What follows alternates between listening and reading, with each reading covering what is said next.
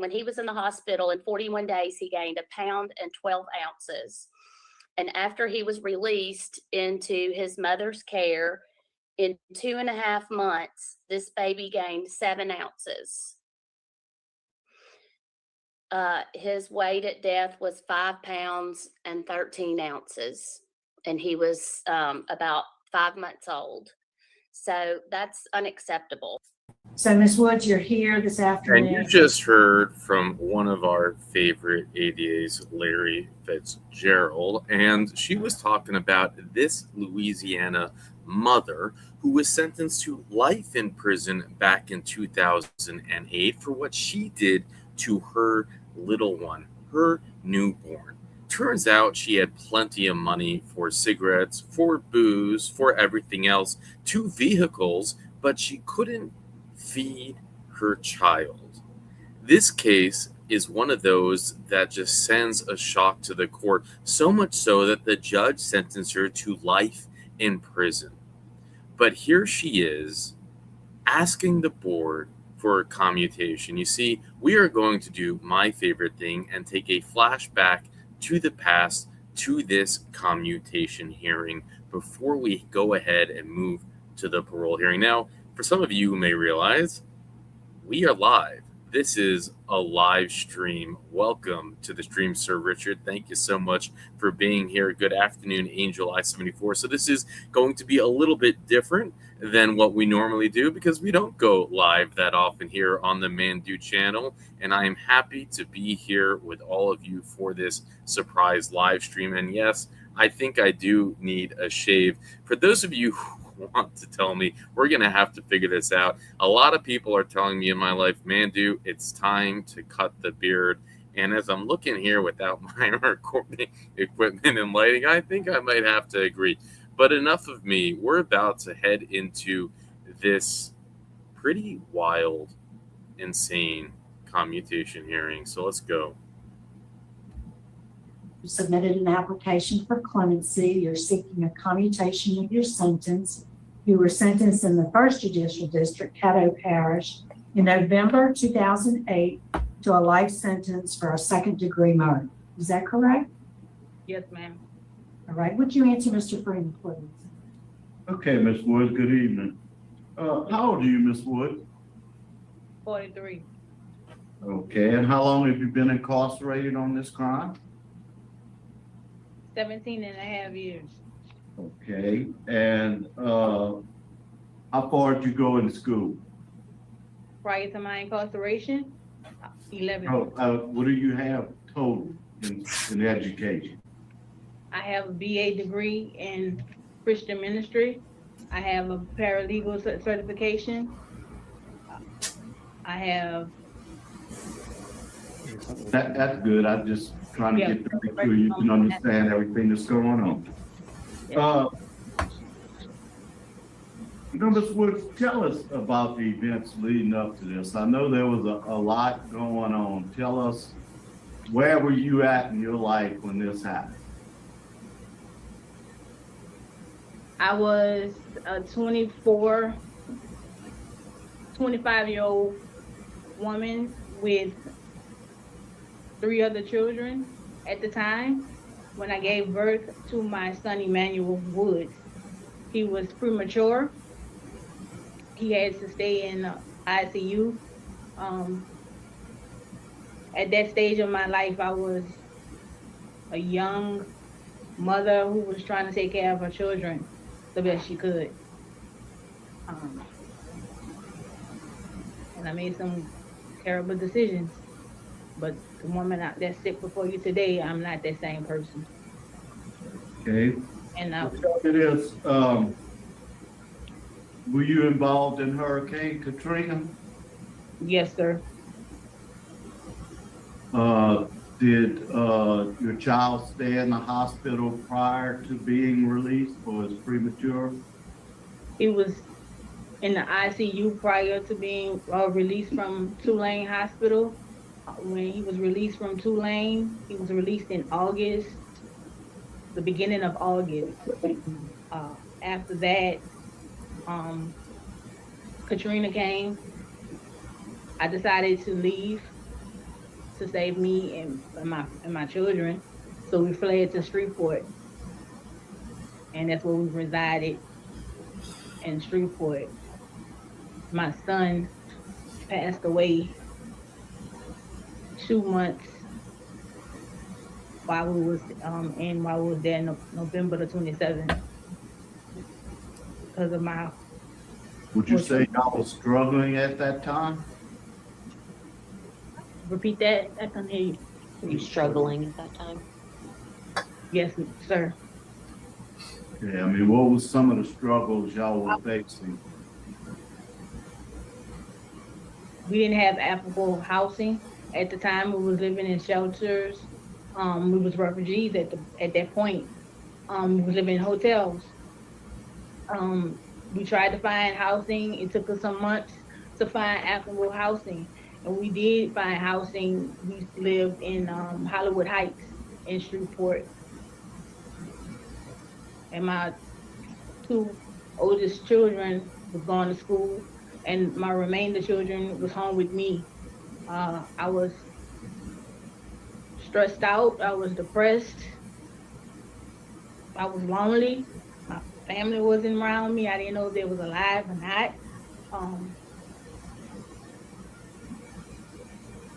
And I made poor choices with my son lost his life because of it. Okay, Ms. Woods, tell me, what was the diagnosis? What did they say led up to your child's death? Malnutrition. That he died of malnutrition.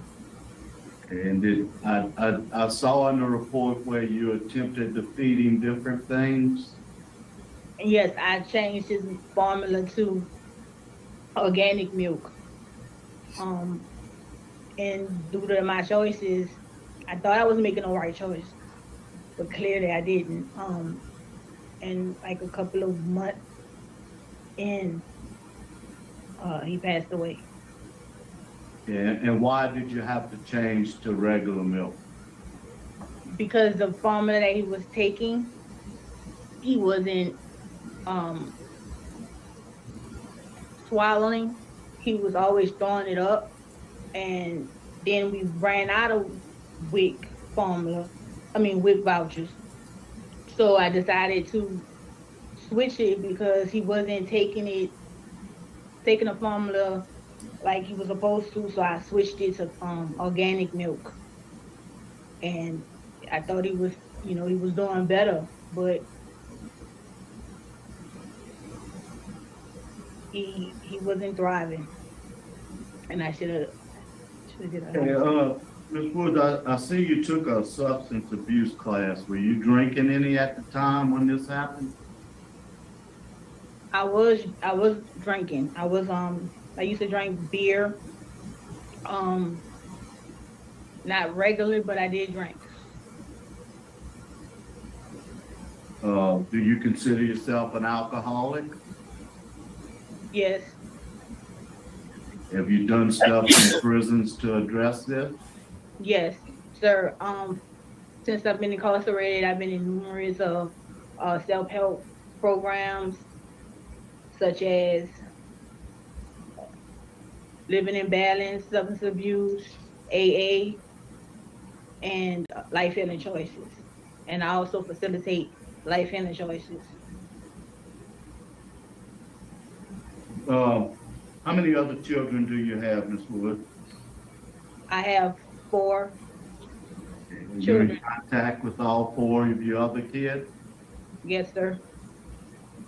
I see that some have written very favorable requests to you getting out, so you're involved in their life. Yes, from the beginning.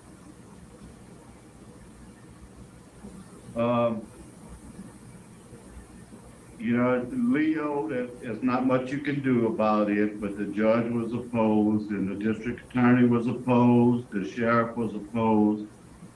The police department had no comment. Your family is unopposed. Your children have all written in.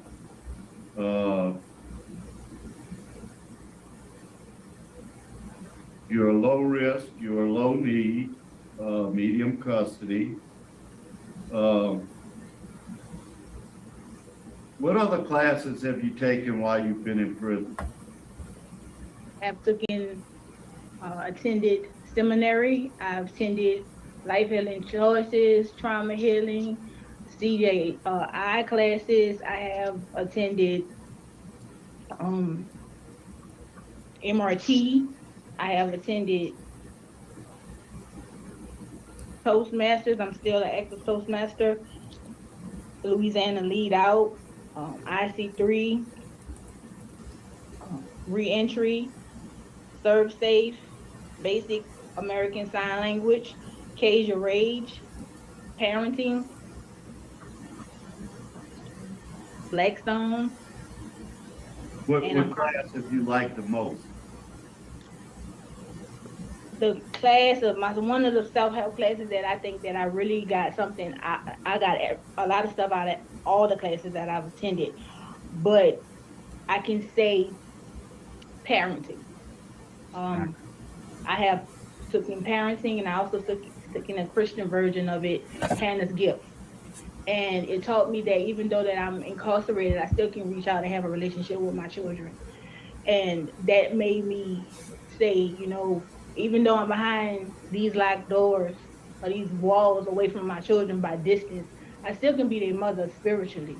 And parenting taught me that no matter what, I'm still their parent, and I have to show them that they are loved and they are worth it.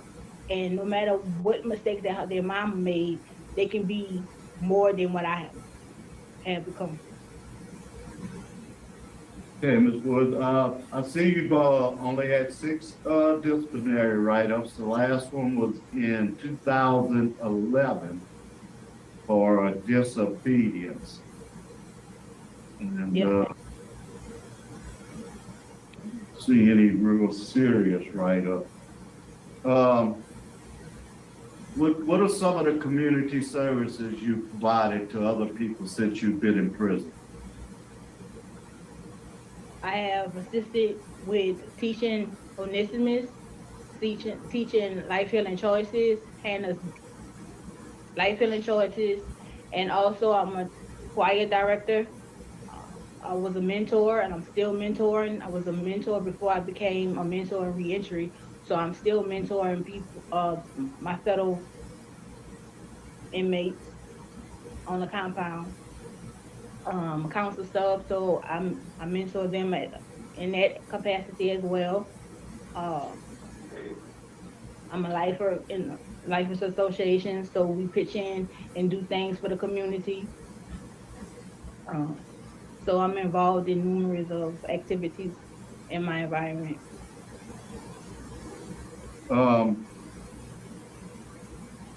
Warden, what do you have to say about Ms. Wood? Yes, sir.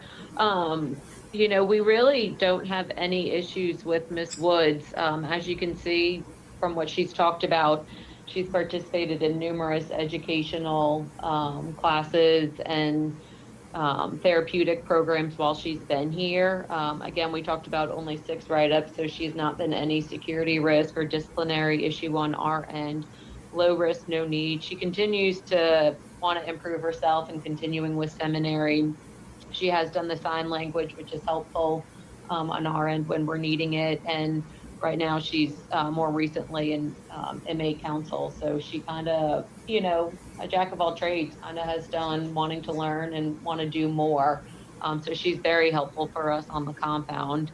And just if, you know, things are favorable for her today, I know Mr. Myers is on the call as well, so he could answer any questions, but her intention would be to work with the parole project. Ms. Woods, what is your plans after the parole project if you were to be released today? My plan after I transition from the parole project is to obtain my own apartment, to get a job, and to be a productive citizen into society, to give back to my people for as advocating, for as being a mentor to women such as myself, so many years ago, to let them know that they don't have to come this way, to ask for help, and just to do productive things and let my story be known.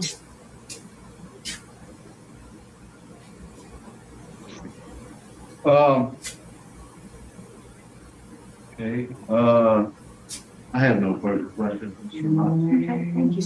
So I will hear from the folks who want to speak in support. And first, could we do Troy John Woods there at LCIW?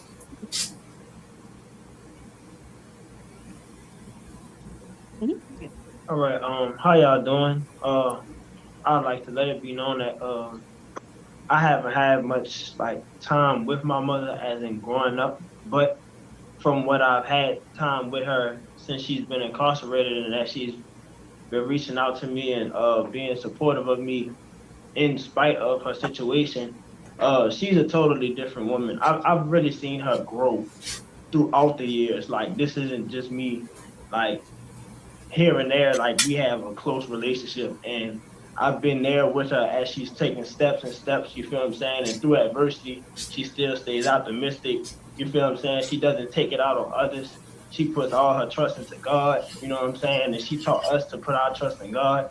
And like, just everything that has transpired, it has grown us, you feel what I'm saying? And I just love what she's done here, you feel me? But I feel like outside, she could be so much more productive to the lives of others, like, that has been in her predicament, in her situation, and that her story can impact so many people. And she could touch a whole lot of people, especially in the city that we come from, New Orleans, that this is common, you know what I'm saying? Single parents, you know, doing whatever they could to take care of their children. And sometimes tragedy happens, but I feel like she could really, you know, touch the lives of so many people, you know, just outside of this place, you feel me? And I'm just so grateful that we are at this point. But yeah, my mother has grown tremendously, you know, and I seen the transformation from my own eyes, spiritually, mentally, and physically. You know, she does everything she can for the next person. She's not selfish. She's always been what she can do for the next. She'll put herself behind to help somebody else, you know, and I feel like that says a lot about her character and the type of person that she is. So that's really what I think. Yeah, good job. Thank you. Appreciate it. Good job. All right. Nijon Woods, Yes. we'd like to hear from you. Can you hear me? Yes, we can. Yes. What was the question? I'm sorry. I was caught up with what my brother said. Yeah. What would you like to say? What's your statement? What would you want us to know about your mother? I would like to say that, again, like my brother said, she has grown a lot. She's grown tremendously. She has been there for me and my siblings while incarcerated. I know, especially for me, from my personal experience, when I was in college, she made sure I had birthday gifts. I guess she was in a program where she learned how to knit sweaters and make handcraft jewelry. And she was the only one 2 years in a row to actually send me something for my birthday. So I thought it was amazing. She makes sure I talk to her. She makes sure we are in contact. She cares about what I'm going through. I could vent to her about what I'm going through in the Air Force. I'm in the Air Force right now in Alaska. That's why I'm not able to be there today. So I could talk to her about what I'm going through. We could, give advice to each other. That's what I love. And I could just tell, even from afar, that she's a mother and she wants to be a mother and that she's learned from her mistakes. I'm trying not to get emotional. I'm sorry.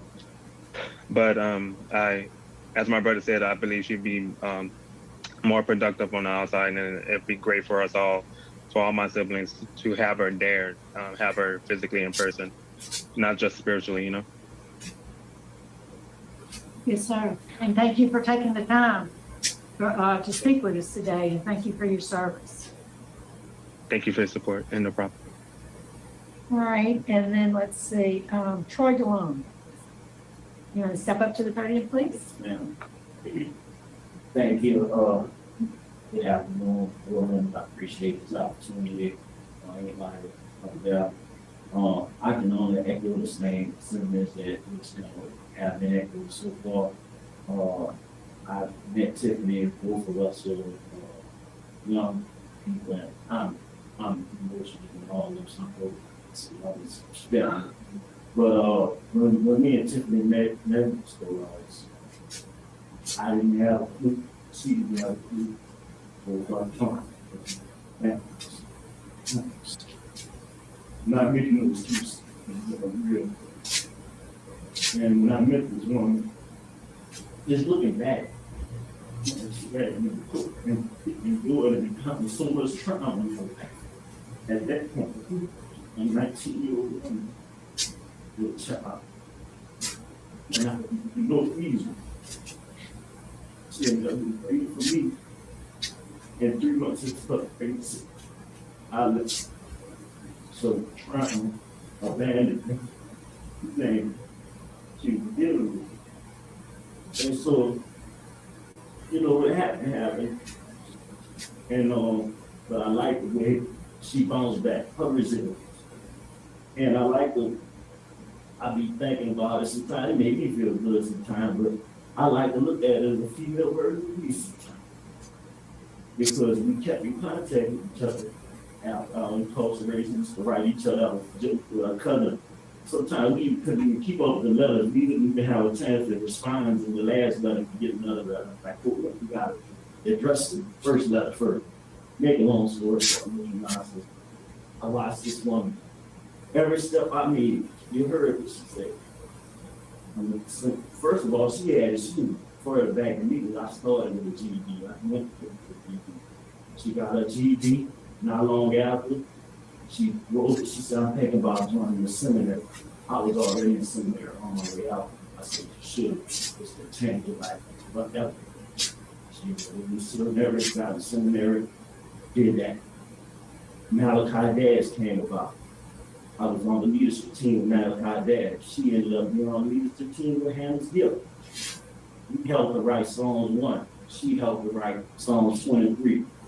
I became a mentor on the reentry program. She became a mentor up there. So it was like, man, she wasn't missing. And still right now to this day, although her deliverance has been, she was not giving up. Continue to put up on to the cloud. And she do everything that she do, just like I did for children, to make them realize that the curse breaks now. This generation. So that's what I mean, Shell.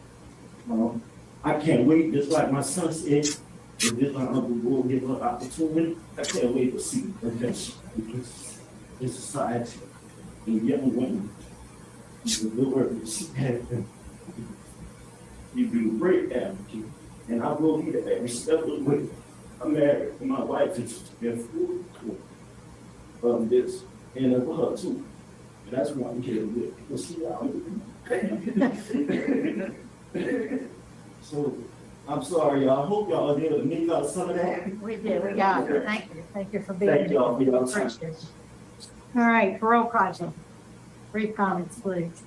Yes, good afternoon. We're here to support Ms. Woods. We know it's going to be a long-term placement, and we are here to work with her. Her case manager is prepared to help her through all the transitional changes, to help with employment, and essentially everything that she'll need upon her release. We just want to reiterate that we know she has a supportive family. And we want the family to be involved. The Parole Project is here to help with this transition and guide her through it. Okay, thank you. So, Ms. Woods, before we turn it over to your attorney, is there a statement you'd like to make to the board? Yes. Thank you for the opportunity to sit before you and ask for a second chance. I just want to formally say that I know I made a huge mistake, and that mistake and that bad decision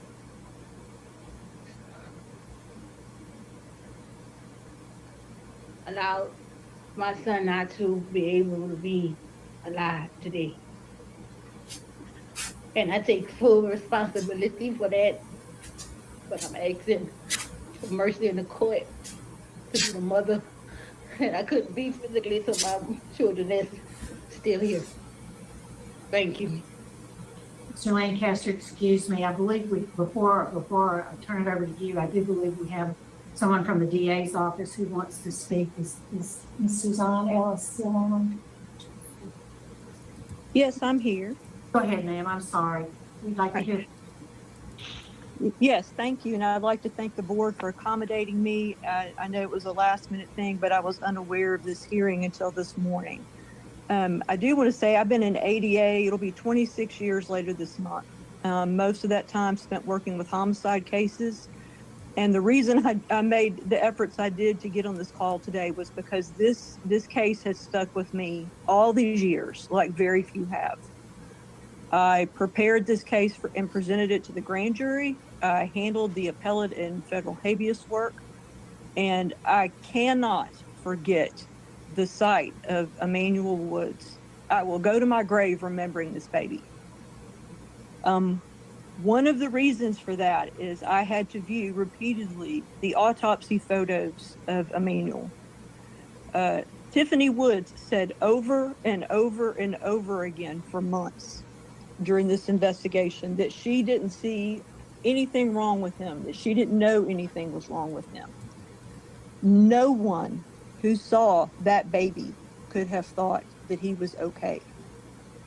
The trial judge, because this was a bench trial, in her reasons for verdict, she was talking about the evidence, and she said, "It is just horrifying. It has been one of the most difficult cases I have had as a judge." And then she directed comments directly at Ms. Woods. And she said, "At some point, you are going to need to look at these pictures so that you can live with what you and your common law husband have done in this case." She wasn't a single mother. She had a husband, or a common law husband. "I thought I had seen everything in my lifetime, but I have never seen anything like this. There is no doubt in the court's mind that this child starved to death." This was not because Emmanuel was premature. He didn't die because he was ill. He didn't die because he couldn't eat. He was small, but he was healthy. He was eating properly when he was released from Tulane. Every doctor who looked at these records, and there was a lot of testing done, so there was no reason he should have failed to thrive. No reason at all. And in something that still breaks my heart to this day, Nijon, who was 8 years old at the time, told the social worker who responded to the scene that he would try to feed Emmanuel, that he would hold the baby on his chest and comfort him, and that the baby would eat for him, but it would not feed well for other people. And what does that tell you? That the baby was capable of eating.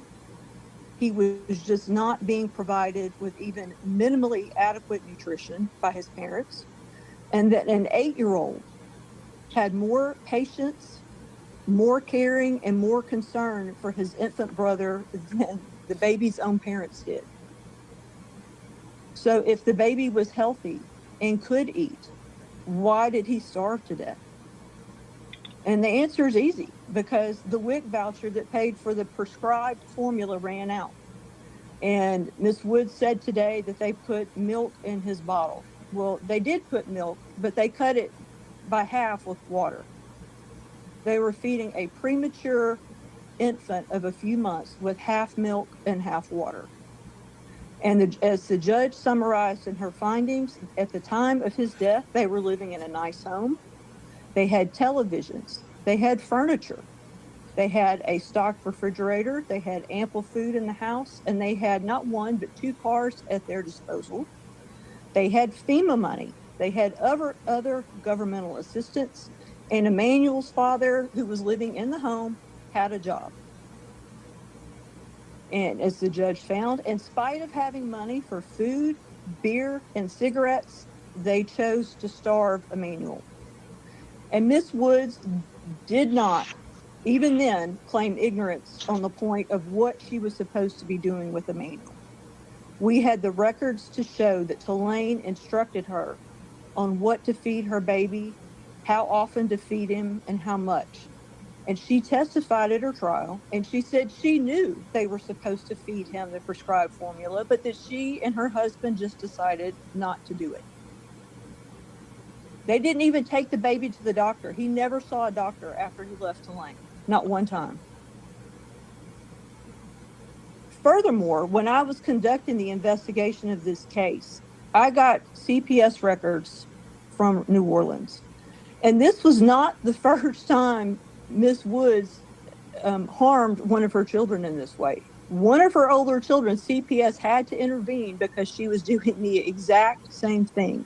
She was feeding the baby a half and half mixture of milk and water instead of formula.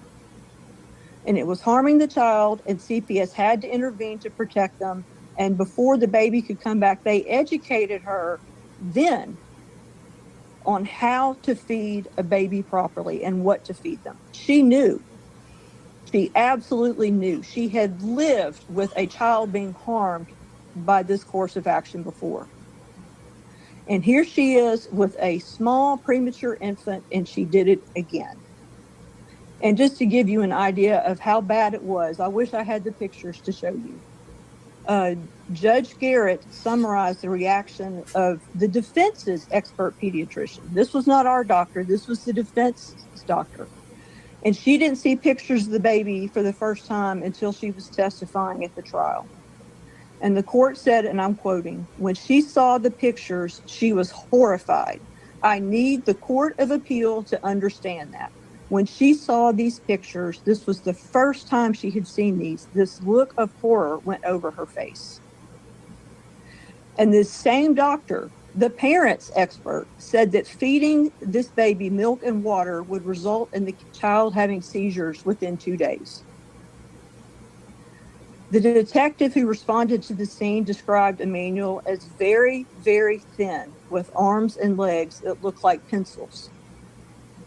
Yet his mother, for months, continued to deny to everyone, including the psychiatric experts appointed to talk to her in juvenile court, that she ever knew anything was wrong with him or that she had any responsibility for his death.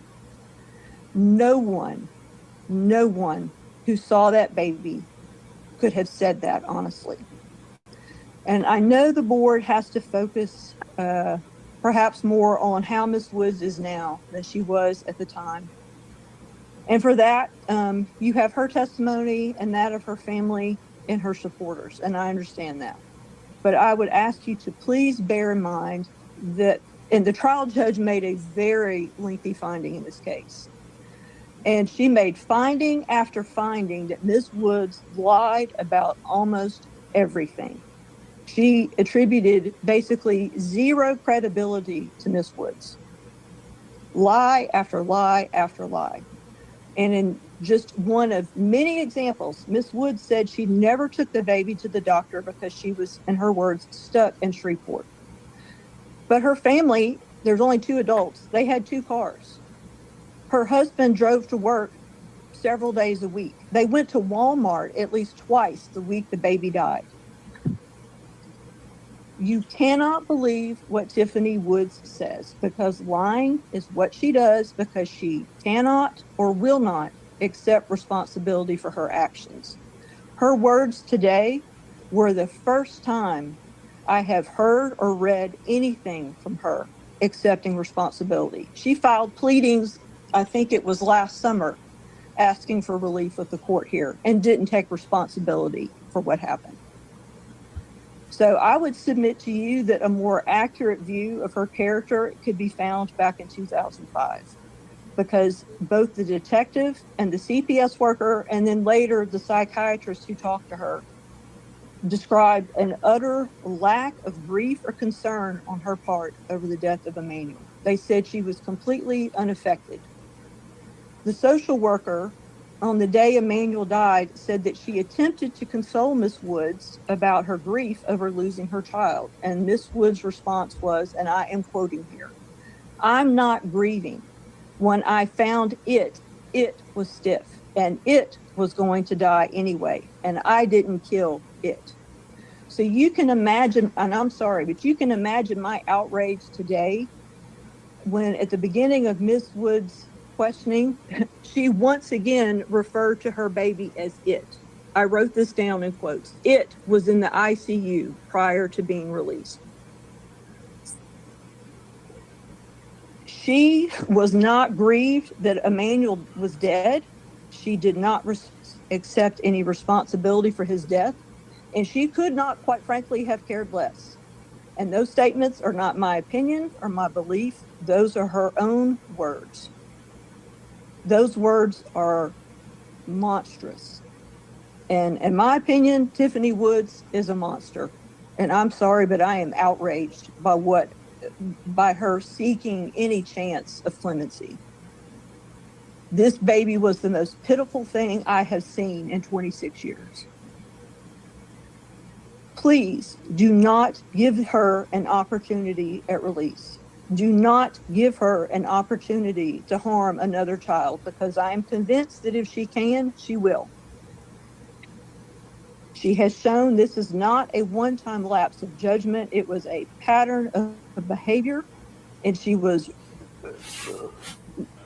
lacked remorse, lacked caring, wouldn't accept responsibility, and didn't even grieve for her own baby. Yes, ma'am. Thank you, Ms. Ellis. We do appreciate your participation. Thank you so much. Thank you. Mr. Lancaster, we'd like for you to close it out for us, please. Thank you, and thank the board for the opportunity today for Tiffany to come before you asking for clemency. It's without a doubt that what happened back in 2005 was tragic. I think Miss Woods' record, since she has been incarcerated, really speaks to her.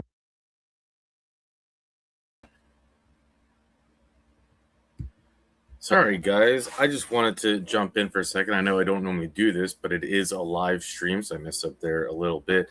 How awesome was that DA? We have never seen that DA before, and I really wish that we could see her more often. She hit the nail on the head, like, just perfectly over and over and over again. And it's like, I don't know if you caught it at the beginning. She said that she wasn't even notified about this hearing until the morning of the hearing. And this was a big issue that we saw happening in the early days of Louisiana. Again, this commutation hearing happened in 2023, and we would always hear, or very often hear, victims saying we were never notified. And even here, there's just proof of it. The DA herself didn't know that it was happening. Yeah, so Richard says it's like the DA said it traumatically affected her. And here she is, and she really just dropped mic after mic after mic. And I remember, this is a commutation hearing. She was sentenced to life in prison. And Sir Richard, while you're here, do you know what her the father what sentence he received, if we're going to see him anytime soon? I know that he ran away from prison and was caught. We saw that in your notes. So I'll go over that soon, guys. But yeah, I'm curious to know if we're going to see him for a parole hearing. But anyways, her attorney's about to speak. And then there is another hearing after this. That's not really giving away the outcome of this hearing, right? But there's another one after this. But what we'll do is let's listen to the outcome. I'm going to run a poll, and you'll let me know whether you think she's going to get the commutation or not. And then we'll do some unpacking and then go into hearing number 2. Will she get her sentence commuted? Yes and no. We're going to start the poll. And it's interesting. It looks like the majority of you do want me to shave my beard. 57% say yes. 43% say no. I do frankly agree that it's not looking too good right now. So let's jump back into the hearing. Her true character of who she is today. Her record demonstrates that since she's been here, she has applied herself, gotten an education, gotten her GED, her Associate of Arts from the Theological Seminary, her Bachelor of Arts, paralegal. She's currently an inmate sub. She is a mentor here. She is a leader here. She has taken the programming necessary to really address the issues that impacted her life. in 2005. Her entire record while she's been incarcerated, in the brief that I filed in this case on page 3, begins the list of all of the programs that she's completed while she's been incarcerated. All of that, I think, really demonstrates that she has taken accountability for the death of her son. She has applied herself here and is respected among the population here. She demonstrates that someone who comes to prison and applies themselves and really reflects on the issues that led them to prison, addresses those issues, is someone who can succeed, and someone should have the opportunity for a second chance and be released. I'll also mention that the people who actually know Tiffany the best, the people who have spent time with her both prior to incarceration and during incarceration, are here in support of her. That's the entire, all of her children are here in support. And all of her children, Elijah's now in 10th grade in high school. Nyla is in nursing school. Troy-Jean is, employed at a restaurant, it's in culinary school. Najan is in the Air Force. They're all doing exceptionally well. They have relied on their mother for support. She's demonstrated that she can be a mother to them, supportive of them during her period of incarceration. Her reentry plan upon release is solid. She is going to be a long-term client of the Parole Project. They'll provide her with transitional housing. They'll allow her the opportunity after their initial programming, when she is able to transition to a long-term apartment that they have, to get her set up to reside and be successful out in the community, serving the rest of her sentence under parole supervision. So because of all of the reasons that I think have been articulated at the hearing, Ms. Wood's record, we request that this board make a recommendation for commutation of sentence to 36 years or whatever sentence that the board would deem appropriate that would give her the opportunity for release. Thank you, Mr. Lancaster. All right, we're prepared to vote. I'll move for an executive session. We have a motion and second for executive session to discuss confidential matters. Any objection? No. All right, we'll be in executive session for just a moment to discuss confidential matters. Just stand by. Okay, we are back in regular session. We are prepared to vote, and Mr. Freeman will be voting first.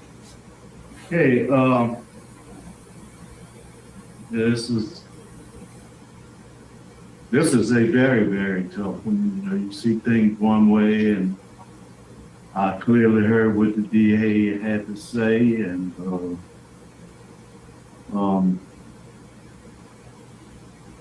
got me for a couple loops. We do look at what was happening back there. We also look at what's happening today. Which, I listen to the kids, and the ones that are there are doing fine. They're doing well. My vote today is to grant and commute your sentence to 36 years. Okay. Mrs. Jackson? My vote is the same.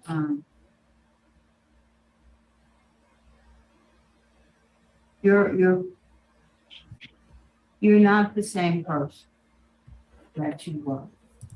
And if we don't recognize that people who appear before us have the capacity to change, then really there's no point in our reviewing case. I think that you have demonstrated a high degree of rehabilitation, and you've offered outstanding service to others within the institution. So my vote is the same. Mr. Merriman? Thank you. I likewise agree. My vote would likewise be the same. commute your sentence, recommend the governor commute your sentence to 36 years. All right, Ms. Woods, and I've listened, like my colleagues, to everything that was said today, and I appreciate everybody's input. I do agree. I don't think that you're that same woman that came to prison almost 18 years ago. I've listened very carefully to your children, and that made an impact on me. So my vote is the same, to make the recommendation that your sentence be commuted to 36 years. So we'll make that recommendation on your behalf. Good luck. Well, Thomas, that concludes our business. We'll sign off. It's 3:10. Thanks for helping us out today. Thank you. Have a good day. All right, guys. So they commuted her sentence clearly, as we see here, and we're not going to have to wait long to see her parole hearing. As a matter of fact, we're going to see it now. That commutation hearing happened in 2023, and she had to wait 3 more years for her parole hearing. Now, let's remember, it was Governor Edwards that commuted it. So when a commutation happens, the board doesn't have the power to commute. They actually have to recommend it to the governor. The governor then has this recommendation sitting on his desk, and we've seen recommendations not get signed. In this case, the recommendation was signed. She became parole eligible, and now she's going to have that parole hearing. It's not going to be a given that she will get paroled. Remember, it's a new governor, a new board, a new agenda. This new parole board has no allegiance to the prior governor or that signing of said commutation. So the outcome is still very much unknown. And we're about to watch it. But before we do, we'll go into a little bit of the research and maybe have some conversation in the live chat. It's not every day that we do have a live chat. We've got 110 in the chat. Hello, everybody. This hearing was requested by a lot of you. Actually, I've gotten more DMs in my inbox and my email to cover this hearing by many, many, many of you. So I felt like an urgency to cover it, even though I'm out. I'm not at my desk. I'm traveling for work. But I said, you know what? Let's cover it. I don't want to make y'all guys wait any longer. And I did an impromptu live stream. So yeah, we don't do this often. Hello, everybody. It's good to see so many of you, the familiar faces. Sir, we should answer the question, by the way. The father of the baby, who was 21 years old at the time, actually escaped from prison, was caught, and he's still facing life, and he hasn't applied for a commutation. The judge threw the book at them because what this was, the DA stated it wasn't intentional starvation. It was torture. This wasn't anything short of it. And here's the thing. We hear, I feel like we see this every day in the news, right? We hear about some mother who does this to their infant. We hear that they get sentenced to life. Everybody's outraged. But what we've learned by these hearings is that life almost never means life. And for some reason, there's a board that overturns what a judge says, overturns really what is clear, just insanity, I guess, is monstrous act of a mother, and says, as Pete Friedman says, looks like your other kids are doing great. And it's like, what does that, well, first, maybe they're doing great because she's not what does that even mean? And, what she did was deliberate torture of her and killing of her little baby, which is just unimaginable. Now, I've shown some of you this before. Maybe you guys have seen it. This is the Sir Richard spreadsheet. I always like to show it off. You can actually see Sir Richard's emoji. He's in the sheet right now. This is just all the breakdowns, all the research, right? You can see every name on this spreadsheet is a hearing. We have Tiffany's line right here. And then we have the research. We have Annan's recap. Thank you, Annan, as always. As you see, is now a part of our spreadsheet. So everything has a full summary recap, which just makes this database that much more, accessible. You can drop into the spreadsheet and get a great synopsis written by Annan. And then for the more research, you go into the detailed document, which I'll share with you right now. And in this document, you have just everything, right? You have the newspaper articles, you have the appeal, you have all of that breakdown. It's just incredible, right? We have a library. We built a library. I can't say we, it's I don't take credit for it. Sir Richard built this library with some help, from some friends. Although Sir Richard does take, having done 99% of it. Although we had Lady Holly, and now we have help from Diane, so I need to make sure I always do give those shout outs. And we actually got, I need to tell you this. This is a cool story while I'm telling it live. A PhD, I know, I'm sorry to say this, a PhD from an Ivy League school, who he had a grant. I'm not going to say which school, but they're doing specific research around parole hearings and AI, and they reached out to us. We took a call with them, and we did a screen share. Sir Richard was on the call and did a screen share of the spreadsheet. And they had a couple of PhDs on the call, and you should have seen the way their eyes lit up when they saw the spreadsheet, and they were just blown away. And these are PhDs with the grant to research parole hearings, and they were blown away, and they're trying to find some way to get access to the Sir Richard spreadsheet. I don't know what's going on with those negotiations. I assume Sir Richard's talking with them. I hope that he can, I hope he can get something out of it, but it was just incredible. So, like, I always knew it was cool. I always knew the spreadsheet was amazing. But looking at research PhDs just have their jaws drop to the ground when they saw it on the screen share, made me understand how amazing it is on a different level. We really have built something. I can stop saying we. It's not we. Sir Richard has built something quite remarkable. So, I'll read an article before we go into the next hearing, which I think, again, paints the picture of just from the judge's perspective of just how brutal this was. So Tiffany Woods should one day look at the autopsy pictures of her starved baby. A Caddo District Court judge. This is the words of the judge, okay, that said this afternoon that she found Woods and her boyfriend guilty of letting their baby starve to death. And that's what it was.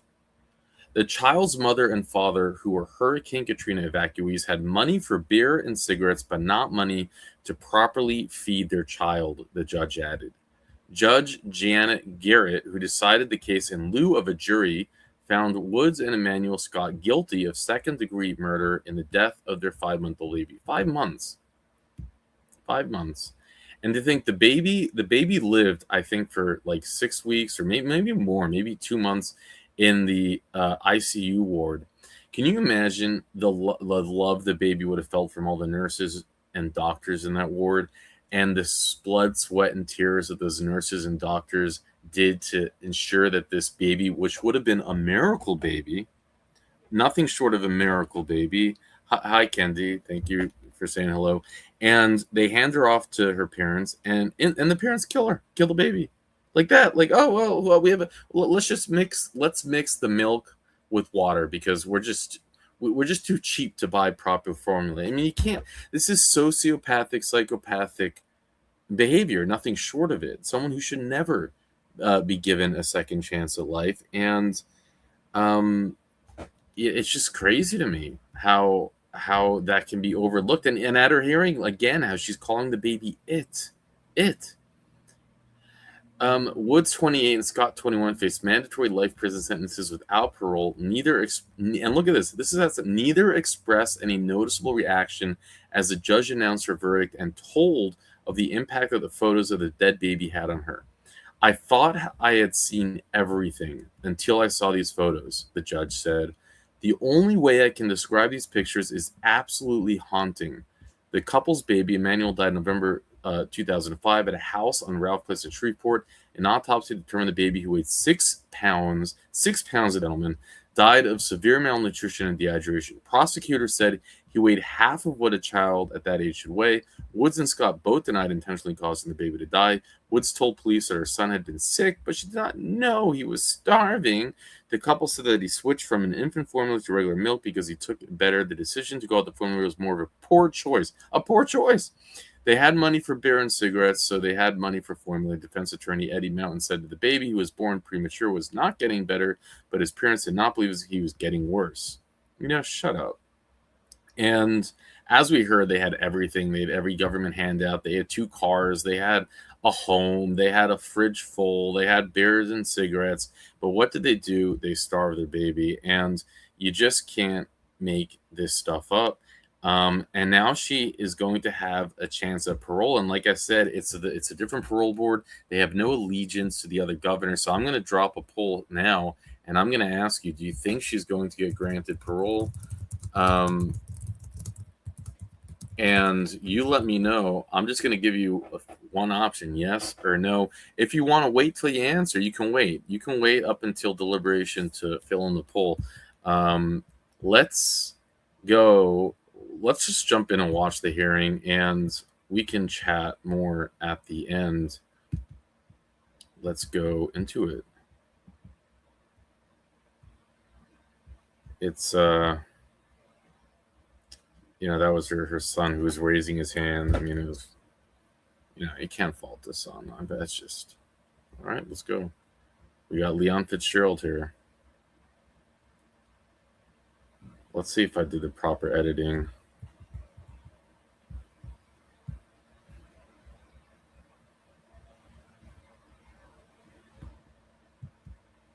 Maybe I didn't. Do you guys hear anything? I don't hear anything. Oh my gosh, imagine if I didn't do this right. Would you and your staff introduce yourself for the record? Now I hear it. Phew. I was nervous there. Mr. Myers is on, so I'll let him talk more. But if she is, she does receive a favorable decision today, she will release to the parole project. So I'm sure Mr. Myers will go into detail on what that will include for her discharge planning. Thank you so much, Warden. We do have Mr. Myers and several others who would like to speak on her behalf. How would you like to handle the law?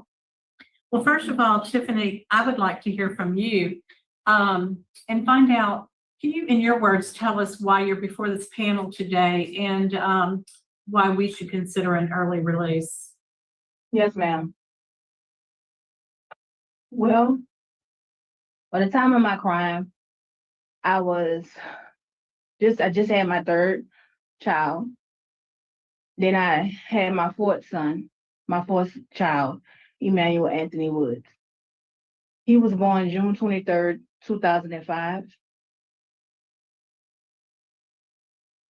He was born premature and unresponsive. He was in a NICU for a couple of months. And when he was discharged to my care 2 weeks before Hurricane Katrina hit.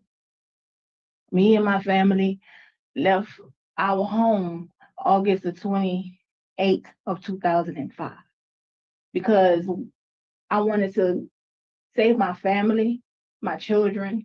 We left. We didn't know where we was going to go, but we ended up in Shreveport, Louisiana. When we arrived in Louisiana, Shreveport, Louisiana, we didn't have anywhere to go. We was homeless. We was just out there. But eventually we found shelter at 2 gymnasiums for refugees. We went to one of them, we stayed. We had a lot of uncertainties. We was in a large gymnasium with nothing but people. I was afraid. I didn't know what to do, but I wanted my family to be close to me. At the time, my son, Emmanuel, he was still taking his formula, but he was throwing up his formula in large amounts. I didn't know what to do. I was overwhelmed. I was scared, but I still tried to feed my child. I I didn't know what else to do but just to continue pushing. And I asked their dad, Emmanuel, if he can find us a safe place to live. It took him some time to do so, but he eventually found us a home. We moved into that home, and around that time, I ran out of WIC vouchers for my son, Emmanuel. I didn't know what to do. I made a devastating decision.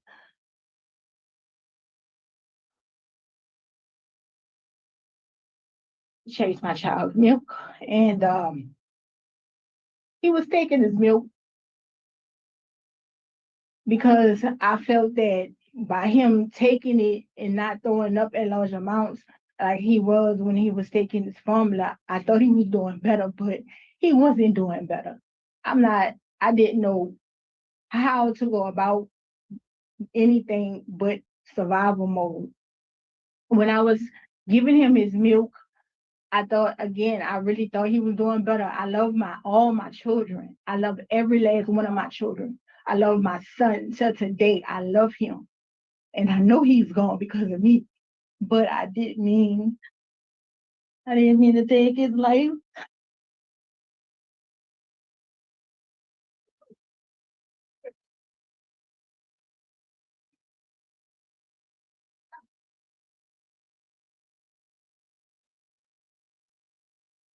Woods, I know it's very difficult. Why don't we go ahead and we're going to go ahead and hear from your son then.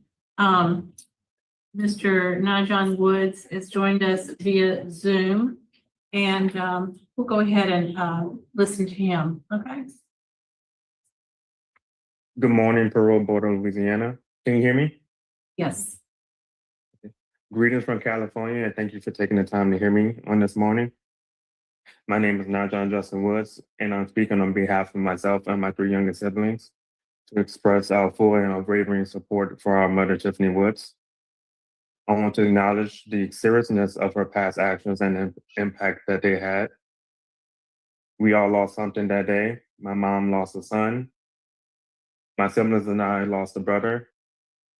My aunts and uncles lost a nephew, and my grandparents lost a grandchild, all during Hurricane Katrina, where we already lost everything else.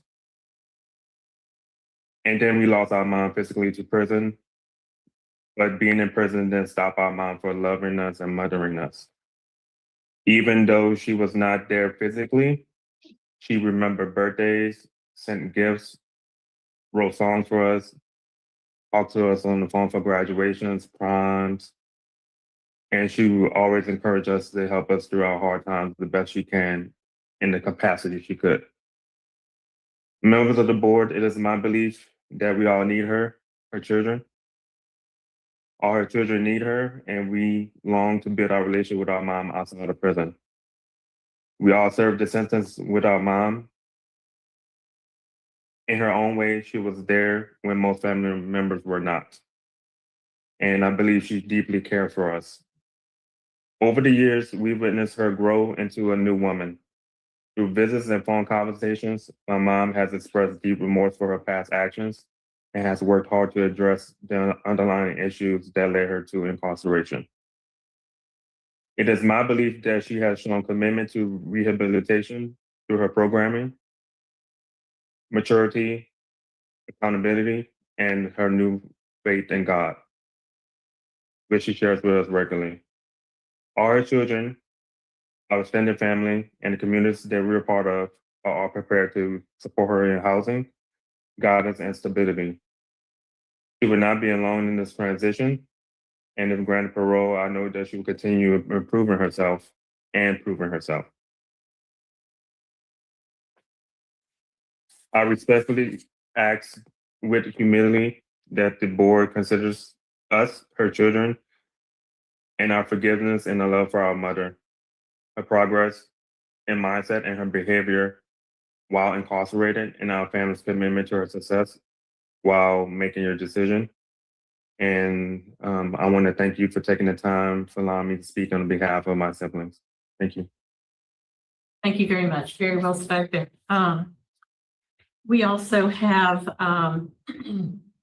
Ms. Stephanie King, who is here at the headquarters, who would like to speak in support. And ma'am, if you'll approach the podium and direct your comments to the panel. My name is Stephanie King. Some of you may know me or remember me, and some of you may not. I too was once at LCIW with Tiffany. I served 27.5 years of a 60-year sentence. Before this committee saw in me what I hope you see in Tiffany today. Like Tiffany, I too came from a troubled past and used my time at LCIW to rise and rehabilitate myself. Choose to take advantage of a number of educational opportunities and grow into someone who is doing well today as a law-abiding tax-paying citizen. I remember when Tiffany came to LCIW, she was young and confused and full of grief, but our close-knit family of women took her in and helped her find her way. The turn she has taken has been dramatic and inspiring. She immediately got involved in things once she arrived, taking programs, joining clubs, going to school, and spending quality time with her family visits. An incarcerated person's schedule in prison can be very busy, and to be able to work your full-time job, mentor, or help others, fulfill your obligations to running programs and ministries is far from easy. However, Tiffany is doing it and doing it well. She teaches soft skill classes, leads an LCIW choir, and fully gives back to mentees and other incarcerated women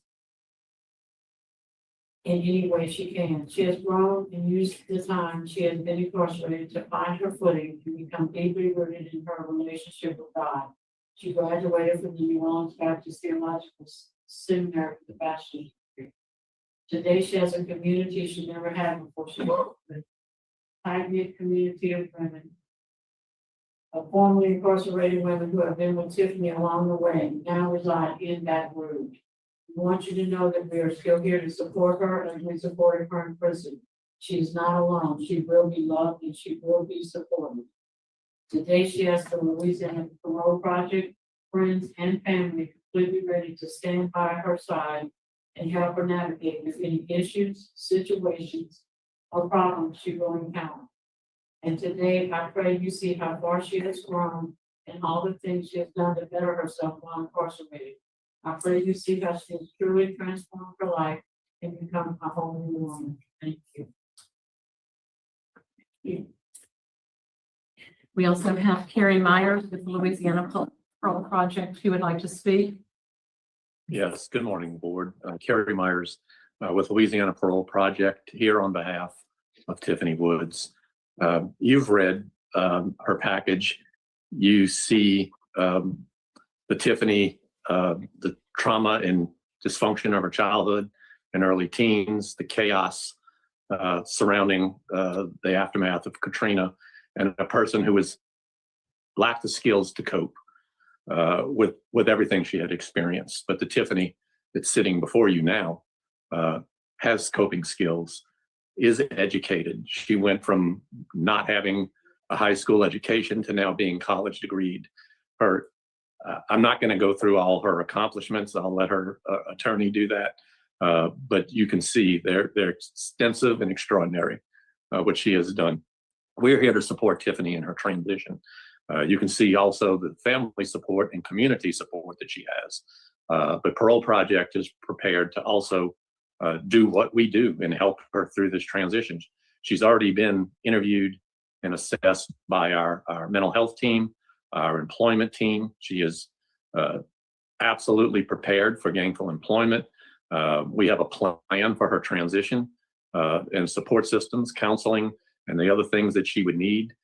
We are prepared to provide her with long-term housing. Out of a tragedy has come something that I think could inspire people. And Tiffany has done that. And we're here to support her, and we ask this board to consider all the factors in this and grant her parole today. Thank you, Mr. Myers.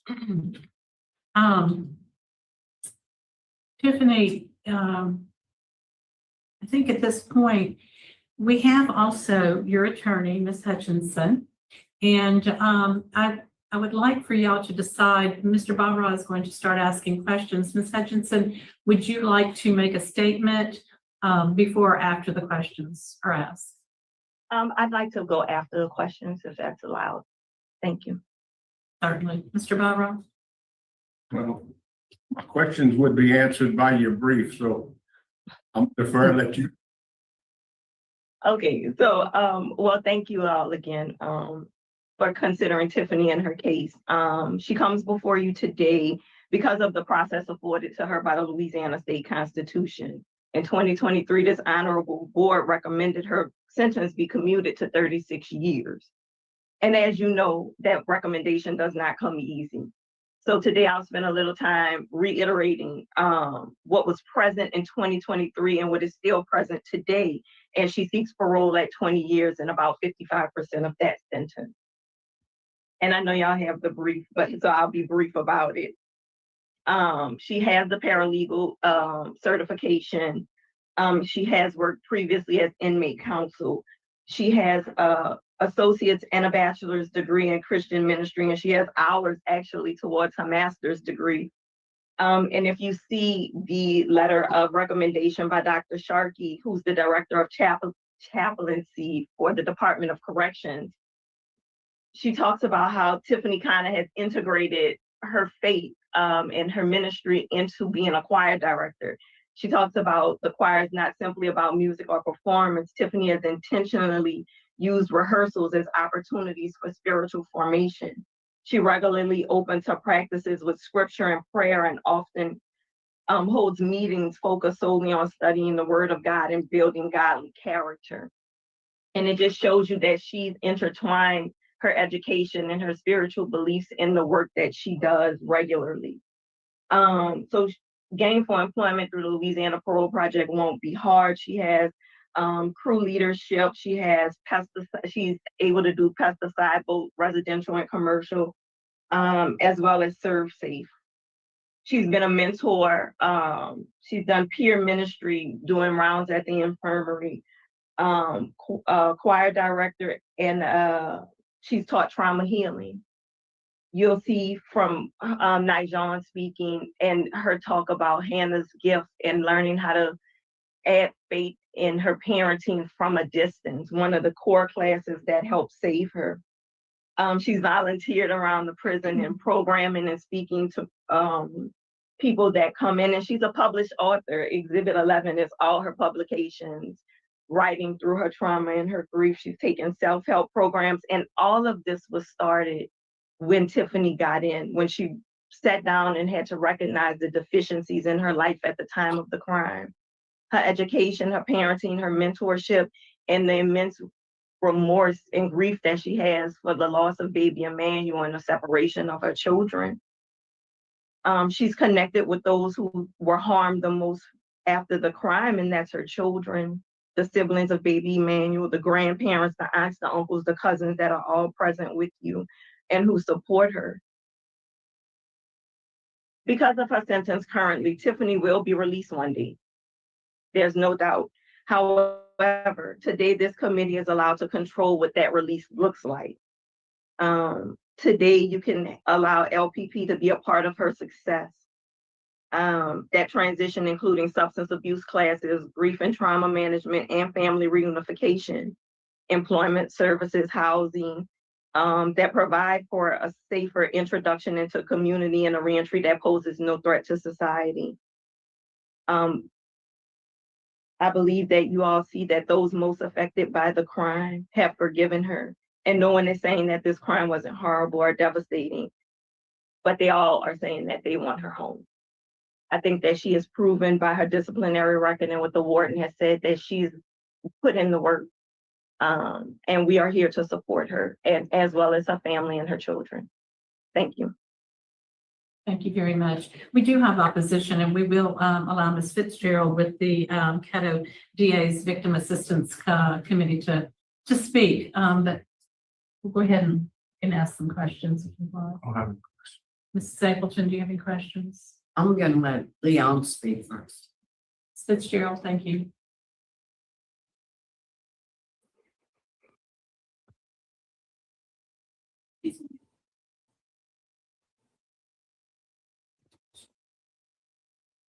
Still muted, Leon. Okay.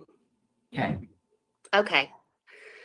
I'm sorry, I'm not on my regular computer. I'm Leon Fitzgerald. I'm with the Caddo Parish DA's office. I'm director of the Victim Assistance Program, and I'm here to vehemently oppose on behalf of my office today. This is a difficult case. It's very emotional. It's heartbreaking. We've heard a lot about the situation that Miss Woods was in with her family having to evacuate due to Hurricane Katrina. And honestly, at this point, my office is getting a little tired of hearing about that because while we don't undermine that, I know it had to be chaotic and stressful and unprecedented, but it wasn't a reason for Miss Woods to not feed her baby. And so this baby was thriving when, yes, he was born premature, but all the records indicate, all the experts have indicated that when he left the hospital at Tulane, that he was thriving, he was taking a bottle, he had gained several pounds since he was born. And so we think that that is significant. This baby, let's see, when he was in the hospital in 41 days, he gained 1 pound and 12 ounces. And after he was released into his mother's care, in 2.5 months, this baby gained 7 ounces. His weight at death was 5 pounds and 13 ounces, and he was about 5 months old. So that's unacceptable. Once the family relocated to Shreveport, they were eventually able to get a nice brick house. If you saw the pictures from the scene, they had made a home. It was well furnished with nice furniture. It had beds. It also had cases of baby food in the photographs. So they were getting baby food in jars for their other child. The refrigerator was well stocked with milk, beer, adult food. So it wasn't like they were destitute and everybody was starving to death. There was an empty box that would have contained a case of beer in the photographs of the scene. So we dismiss the narrative that these people had no choices. They had a vehicle. In fact, the records indicate they had 2 vehicles. They had been to Walmart the day before this happened. Why not pick up some baby formula while you're at Walmart? Or if you have a vehicle, take the baby to the doctor, go to the emergency room. I hope that the board was able to view the pictures that I emailed and see how no rational person could look at that poor, emaciated baby and not do something. Take him to the emergency room, take him to the doctor, take him to a fire station and drop him off where he would have a chance for strangers to take care of him. So I think there were a lot of options that these people chose not to take. All the doctors that testified in this case said that this baby could have been saved, that he didn't have to die. And so I appreciate the comments from Miss Wood's family. My heart goes out to them. They are victims in this too. I can't imagine what it was like for them. I think it's a huge sign of their moral character that they're behind her. But the role of the district attorney's office is to see that justice is served and to speak for those who can't speak for themselves, like baby Emmanuel. There were over 1 million people that evacuated New Orleans for Hurricane Katrina, but how many of them let their baby starve to death? Miss Woods was 25 years old. She had 3 other kids. She wasn't a new teenage mom.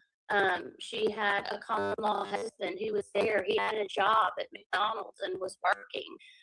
They were getting FEMA money. They were getting WIC. Even when the WIC ran out, there's no excuse for feeding your baby watered down powdered milk. That just doesn't make any sense for any rational person to do such a thing. So, we also had time, the baby, as you all know, died on November 27th of 2005. This case took a lot of investigation and obtaining records, and so Ms. Woods wasn't indicted until September of 2006, which gave us about 10 months to I'm sorry. there were lots of psychiatric evaluations. By the way, I'm not sure if the board is aware that this was not the first time that one of Miss Woods's children had suffered from malnourishment. Prior to baby Emmanuel's death, they had been involved with CPS baby formula, and she admitted at her trial that she knew that the baby needed formula. And she had already gone through this, giving a baby watered down milk with another one of her children. So it doesn't hold water, but she said about being the aftermath of Katrina. Ma'am? We're having a lot of computer Can you hear me? interference. Can, yes. Not now. I don't have good internet. I'm sorry. Can you hear me? Yes.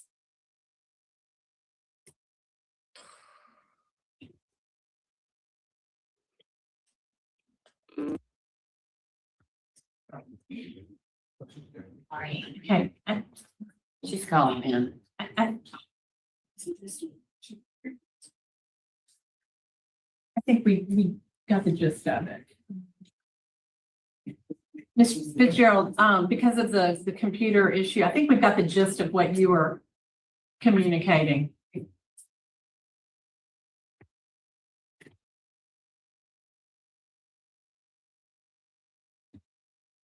Okay, so thank you very much for your comments and being with us. So now, does the panel have any questions, Mr. Balrog? No questions. Leon answered my questions. Okay. So we've heard from everyone. Tiffany, I'd like to give you one last opportunity to make a statement before the panel would vote. First and foremost, I will say thank you for this opportunity. Secondly, I understand that this crime should have never happened, but it did. I did not intend to harm my son. He's gone. I cannot get him back. I wish I could. I tore my family apart because of the decision that I made. There's no excuse, and I'm not sitting here making one. But I can say that I love my children, every last one of them. Always did, always will. I was a young mother, yes. But at the end of the day, I was still a mother. I tried my best. And sometimes your best is not good enough. But I can say that I did all that I could have done. And the pertaining to my son's passing, I had a hand into that. And I tore everything apart. And I cannot say that I can't get it back. And I wish I could. I wish I could get him back. But he's gone. But my children as remains is still here. And I would love to have a relationship with them outside of here. I can't say that just because Katrina happened that's an excuse. It's not. But Katrina did happen. And I left because I wanted to save myself and my children. Foremost, I wanted to save them. And again, I can't say nothing else, but I'm not that person that I was back then. I grieve my son every day. Thank you. Appreciate it. If I may, can I just clarify just a couple things from my record? I don't think at this time it would be appropriate. Okay.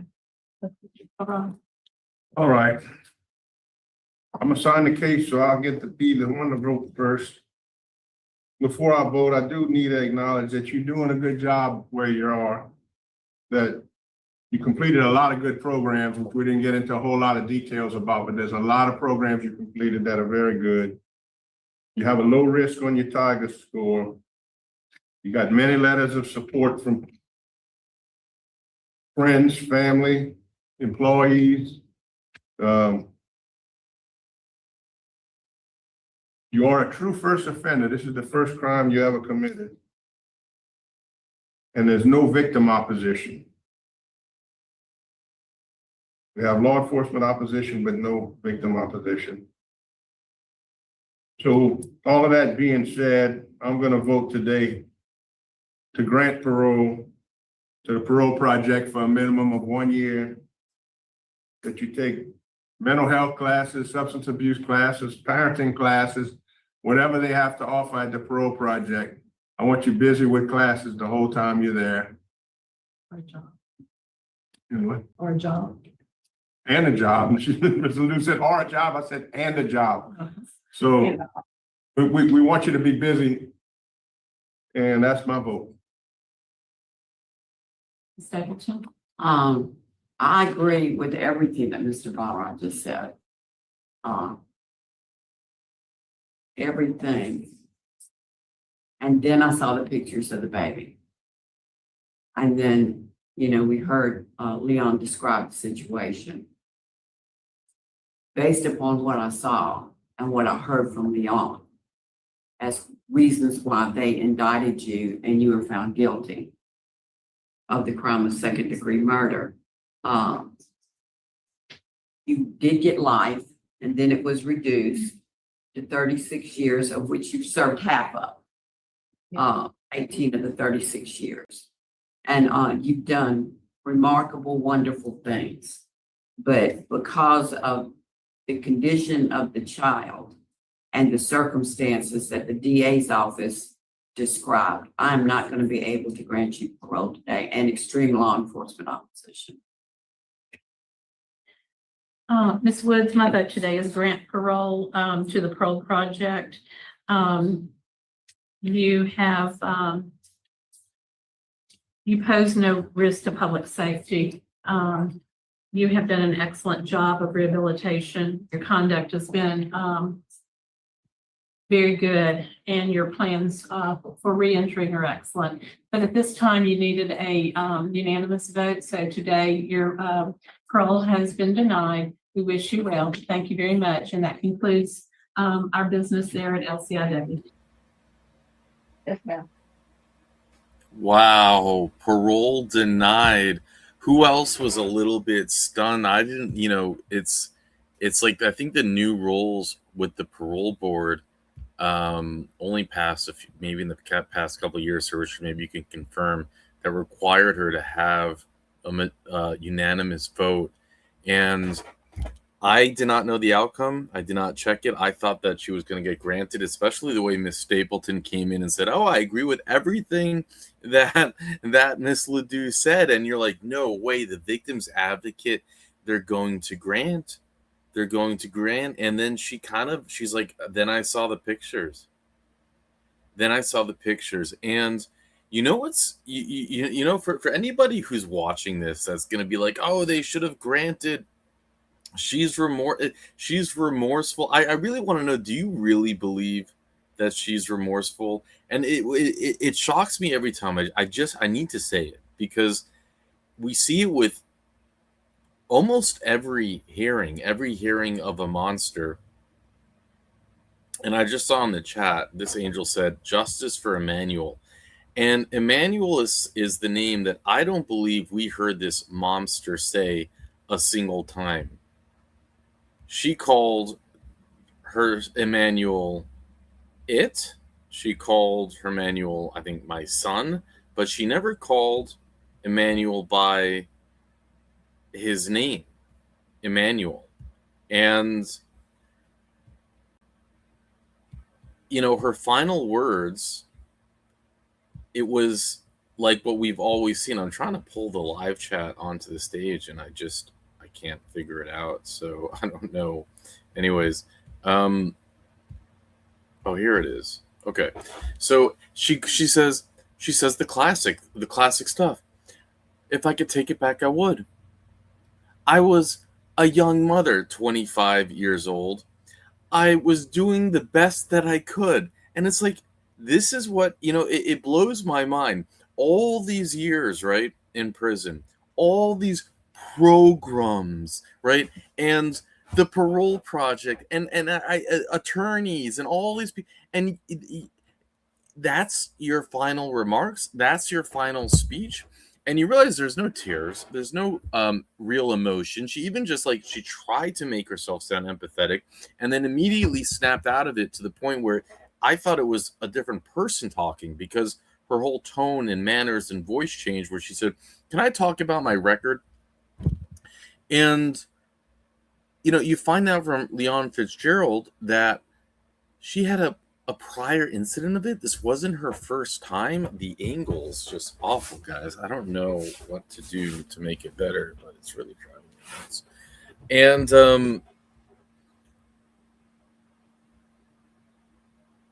And then he says that there's no victim opposition, which of course I saw a bunch of you in the comment section say, like, and he's like, "Oh, there's police op." Well, what about the DA is victims opposition, and the DA is not.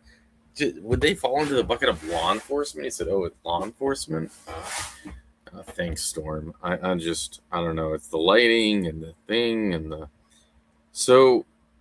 but again, it blows my mind how they're never prepared. They're never prepared with a proper final statement. Just write it down. Why is the Parole Project not writing it down for them? Where, you know? No, instead it's just a classic. If I could take it back, I would. You know how much I hate "if I could take it back, I would"? It makes no sense. Yet they almost all say those exact words. It's like, of course, if you could take it back, you would. You're in prison. You would do it because you're a narcissist and you want to get out of prison. That's why you would take it back. It was like, it's such a predictable crime. You're literally stop feeding your baby. You're killing your baby. We heard about, I read earlier the comments from the judge, how mortified the judge was by looking at the pictures. This baby gained 6 ounces in the time that he was Emmanuel, from the time that he was out of the hospital to the time that he died. You were intentionally starving him. His limbs were toothpicks. You can't, and you just, it's like we like to forget, we like to pretend, you know, to imagine that it didn't happen, to try to put ourselves in this situation. I wonder which virtue signaling nut job will come into the comment section and say, "Oh, she's a good mother, you should let her out." And it's like, you just place yourself at the scene of the crime every day, when you are sitting there going through the motions, mixing Emmanuel's formula with water as he slowly starves to death.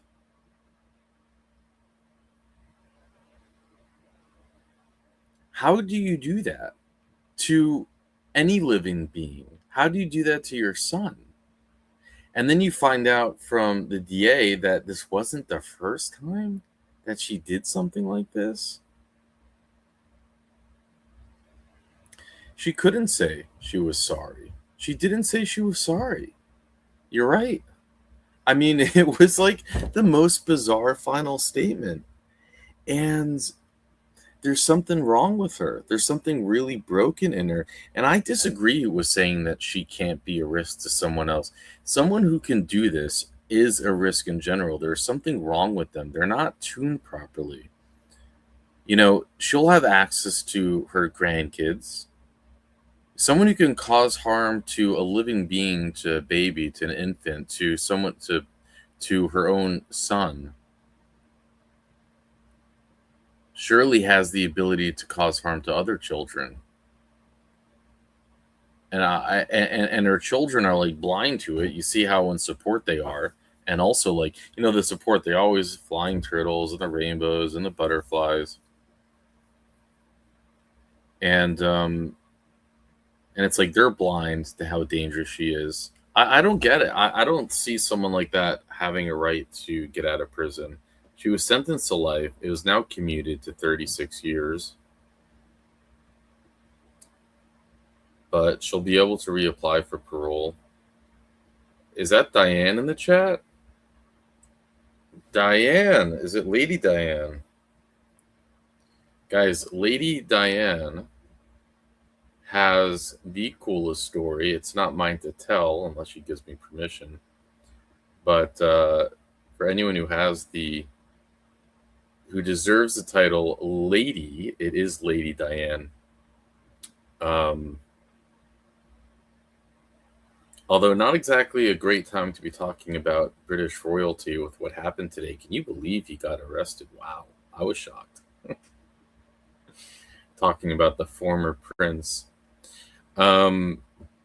So I don't know, what do you guys want to do? There's a ton of research on it, of course, that we can go over, or we can just talk. Again, this is all the research that we have. We have the news clips. This is a crazy article, Sir Richard pointed out. They actually, where was it? Oh, in this article, they actually tried to make it like about race. A tragedy born of maternal racism, of food apartheid. Like, someone actually wrote this. I haven't read it yet. I'm just looking at the notes. Can you imagine? Oh, I'm not screen sharing. Here it is in Sir Richard's notes. It's I haven't read it, but here's the subnotes, Sir Richard, in here. It was written September 2nd, 2025. A tragedy born of maternal racism and food apartheid. I'm probably, you might gonna have to look. Let me take a look at this. Who would write this? Okay, let's go read this, because this is pretty. I haven't read it yet, but this seems pretty rage baity. Someone wrote this in 2025. Someone's going to actually make it looks like the mother the victim. 20 years after Katrina, the tragic story of Tiffany Woods continues. It is. Somebody is making her out to be the victim. And this is where this is the type of stuff that just makes you want to scream. I haven't read it yet, but I'm going to predict, I mean, you could tell by the title already, that they're going to make this mother out to be the victim, that she was racially charged, and that she was just, an innocent Bubba Angel Aladdin, as actual Justice Warrior says. Then this stuff is nuts, and it just makes you you can't.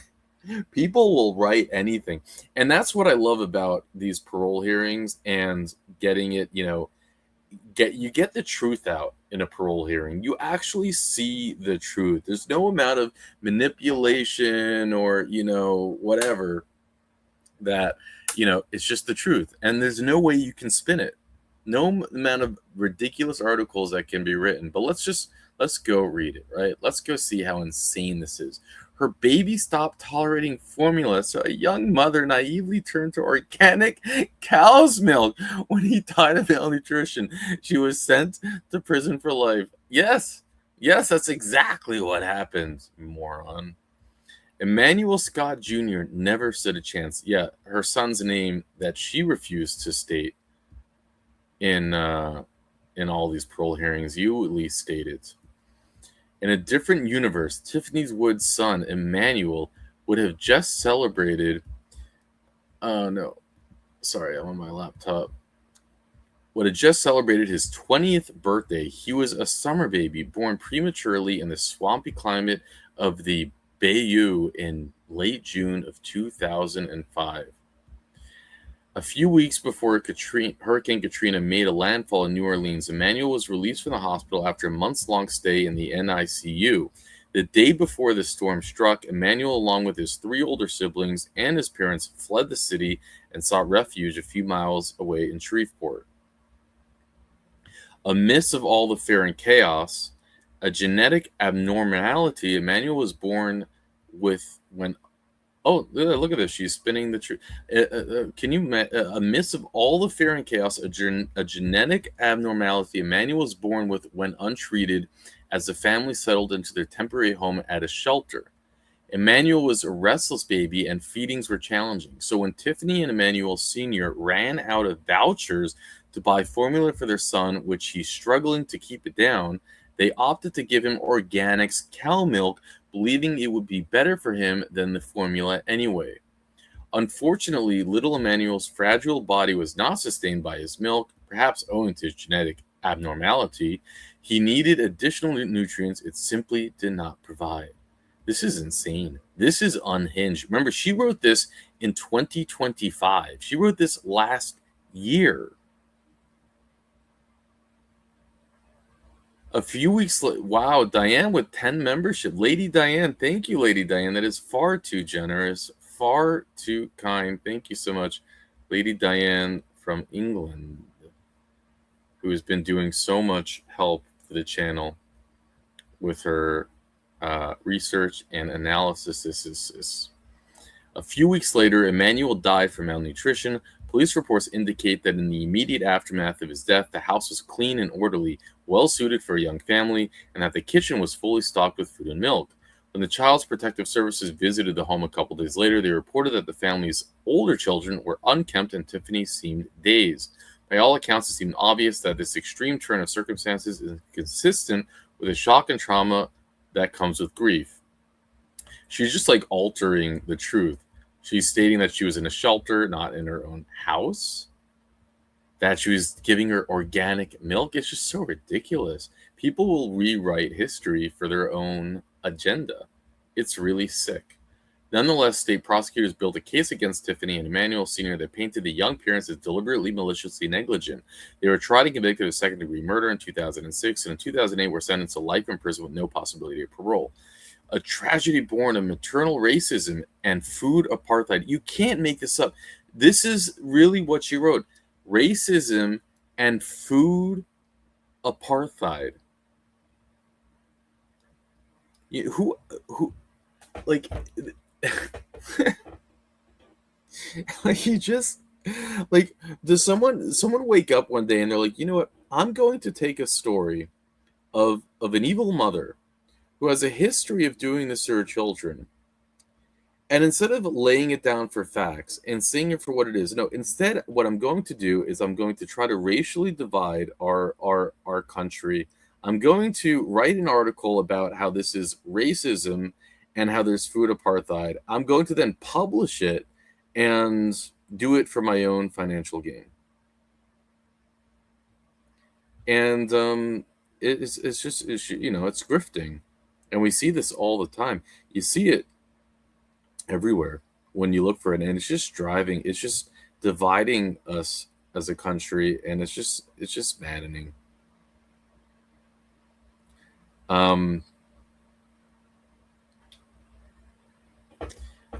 We just saw it. I would love to invite this woman to go and watch this parole hearing. I mean, of course she'll see what she wants to see, but you can't, I guess you can't win these type of arguments. But they say it's impossible not to connect the dots, but it's impossible to not connect the dots between the profound layers of this tragedy and the deep, systematic racism that surrounds it. Who else is feeling annoyed by this? New Orleans has always been starkly racially divided.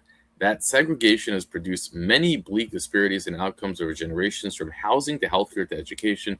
This part of the city that were worst destroyed by Hurricane Katrina were its poorest Black neighborhoods. Those neighborhoods' residents also typically had the poorest access to information when it came to medicine and food qualities. As a result, young families like Tiffany's are especially susceptible to issues like maternal racism and food apartheid. I cannot believe she's actually going to food apartheid. What? Like, seriously? Which came together here to produce the worst possible outcome imaginable. Tiffany was inadequately educated about the basics of modern day infant care basics, including the widely acceptable guidance against giving babies under a year cow milk, owing at least in part to the medical racism that came with slavery and Jim Crow. Some people, they just can't help themselves. They just can't. This is so unhinged. This is a whole new level of unhinged.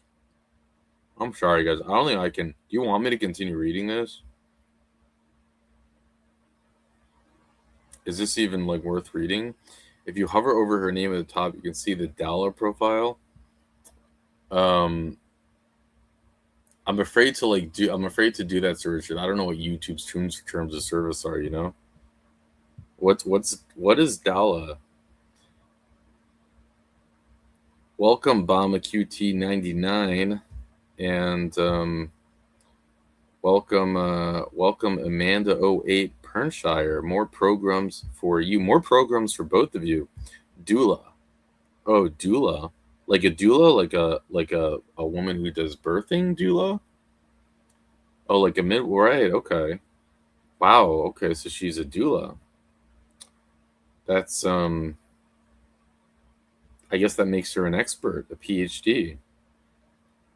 Emmanuel Sr. was reluctant because of his mistrust in them, so they probably followed the advice of their mother's grandmothers, who may have suggested that when they try watering down the cow's milk or mixing a little bit of rice cereal, when Emmanuel's wasn't tolerating for his formula, and then the whole dairy they initially offered him, having 3 children of her own prior to Emmanuel. Imagine Tiffany had him given at least one of her baby's cow's milk before the little issue.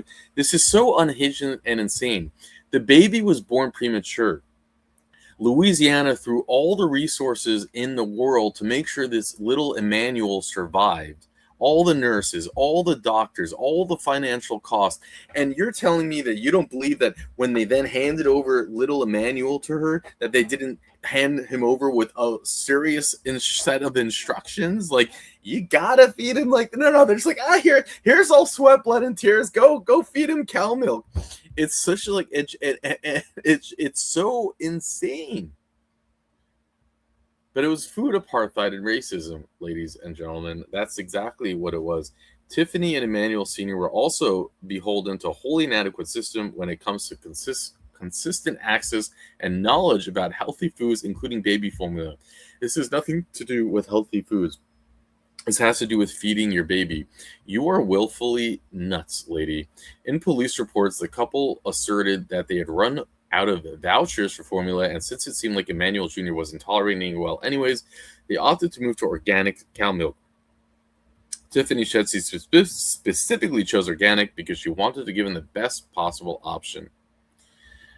In court filings, prosecutors asserted that Tiffany and Emmanuel Sr. must have known better because they were able to afford things like beer, which was found in the family's fridge on the day the baby died. Classic catch-22 of being poor and Black on welfare in America is access to any sort of perceived luxuries or taking its opportunities to vilify the recipient. Shut up.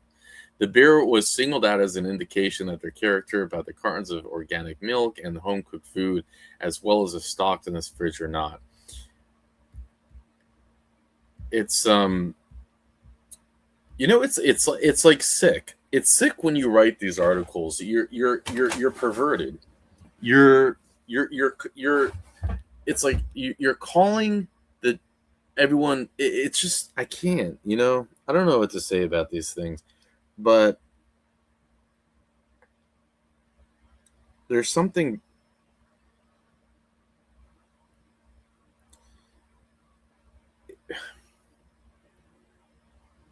I don't know if it's that they're brainwashed because you go through the college system, so you become brainwashed, or if it's you're willfully doing it as like a grifter, you're trying to get clicks, you like, I don't know what it is. The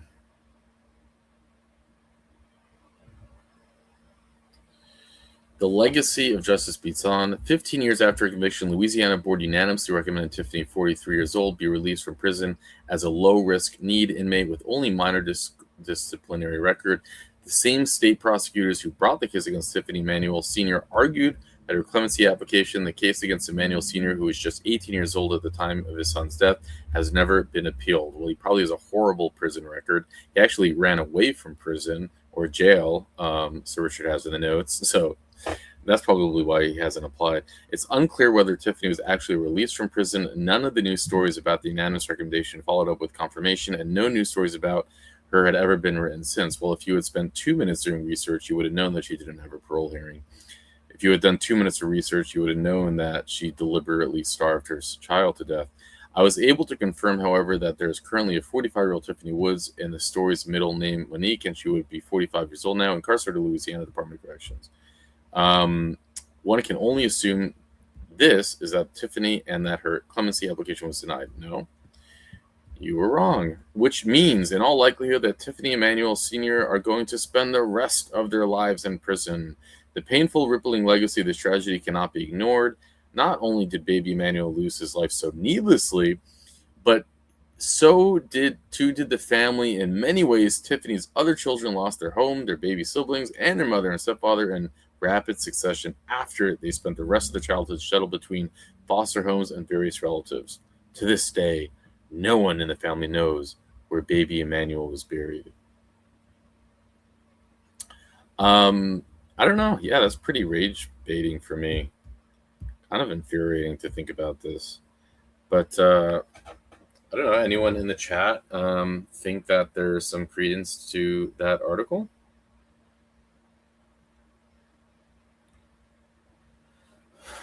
When is she going to get out? Because we all need to be watching out for it. I mean, Tiffany, well, she's not getting out until she gets paroled or serves 36 years of her sentence.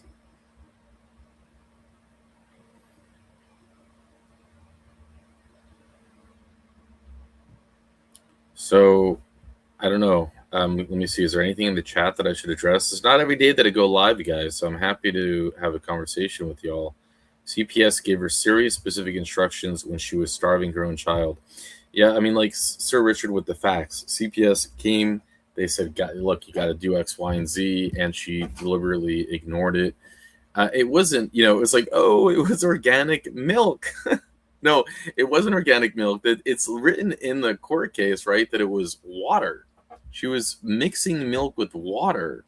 It's not organic milk. Like, oh, I'm gonna feed my starving. No, why do you rewrite history to serve your narrative? Why are you doing that? We can go pull up the facts of the case. You guys want to see the actual facts of the case, or if I read you the facts, will you just say that it was all fabricated because of racism? Let's go pull it. See, Sir Richard has everything. He comes with the research. Hi, Mandy, you're not supposed to be working. Lady Diane, this is not work. This is my passion project. I love watching these hearings and appreciate them. Well, thank you very much. The article is disgusting and disingenuous. I agree. It is disgusting. So we'll go into the documents here. And we can pull up. Let's go to the facts of the case. So here's the facts. This is the legal documents. Now, I know this would mean nothing to anybody who wants to believe their own, agendas or whatever. But for those of you who are curious, this is the actual appeal. This is what's in the court documents. Now, I'm not going to show you the photos. I don't want to see those either. Emmanuel Scott and Tiffany Monique Woods had a common law relationship in New Orleans. Their home contained 2 children, a Miss Woods and 1 child, of Mr. Scott together, and their union produced 1 child, little Emmanuel, decent herein born June 23rd, 2005. As a consequence of Hurricane Katrina, they evacuated the Shreveport area in August 2005 and lived in shelters for several weeks before moving into a home in Shreveport. Isn't this interesting that in her article, did she say they were living in a shelter? She conveniently forgot to mention that they were living in a home. I don't recall reading that. If she did, correct me. The author should look at those photos. But I mean, she wouldn't change her mind. She would just remember she was saying that it was apartheid. It was racial apartheid, is just why the child is that skinny. Can you imagine using those words? Like, let me go find a buzzword and just throw it. Like, it's so insane. On November 27, 2005, emergency personnel were dispatched to their home. Little Emmanuel was found in his crib unresponsive. The parents reported that they had each conducted CPR on the child. The law officers who arrived to investigate the incident observed the young child to be severely emaciated. An autopsy later performed. The coroner ruled the child death of malnutrition. The child lived only 5 months. The chronological order of the child's weight may be instructive. June 23rd, 2005, 3 pounds, 2 ounces. Remember, he was born premature. As released from the hospital August 2nd, 2005, at 5 pounds, 6 ounces, a gain of 36 ounces in 40 days of hospitalization. So he's in the ICU for 40 days, right? I mean, of course, it was racial apartheid, which is why they were doing everything to save this baby's life. But we can ignore that. This author, of course, wants to ignore that. Clearly, that was racial apartheid. Now, as the date of the death, November 27, 2005, 5 pounds and 13 ounces, the child was 45 centimeters, 17.7 inches length upon release from the hospital. At this time of the death, 177 days later, he was 56 centimeters, 22 inches in length. Corporal Patrick McDonald, a detective of Shreveport Police Department, testified. I didn't know a detective could be at the rank of just corporal. I thought that you'd be at least ranked lieutenant. Learn something new every day, guys. He arrived at the scene November 27, 2005, finding the house had been encircled with yellow crime tape. He viewed the baby's body in the medical park at home. The child's body was very thin with mucus on its face. I can't read this, guys. Sorry. I can't do this. But where are the more facts of the case?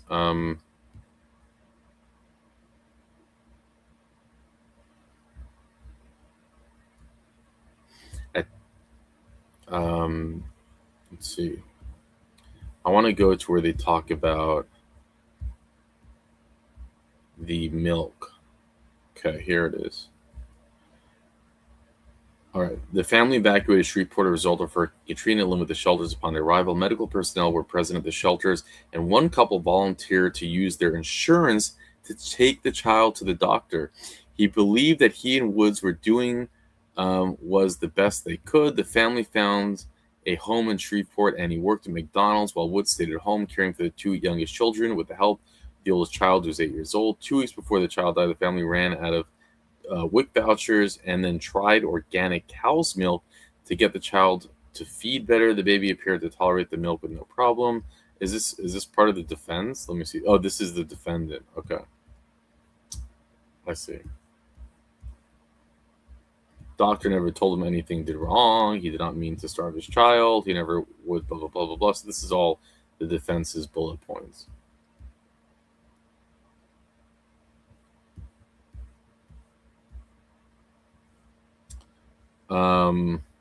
She testified on her own behalf. She started caring for the baby right before the hospital discharge. She showed a video of CPR the night before leaving the hospital.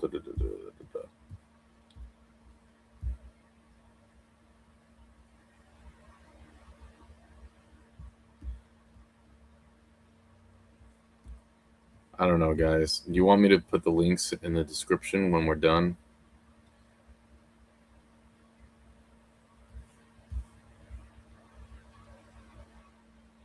Right. No, I mean, that's right, Angela. Sure. I'm not arguing that racism doesn't exist. That's not my argument. My argument is don't seek it out where it doesn't exist, which is in this case.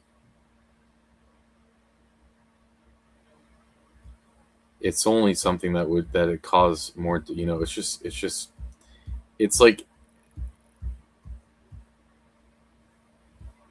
just bizarre. We're not showing pictures, Diane.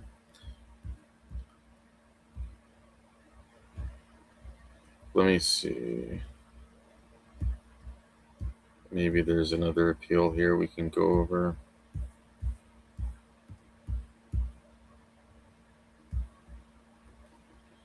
It's getting hot where I am. Okay, I know this is just 2 pages where she was denied.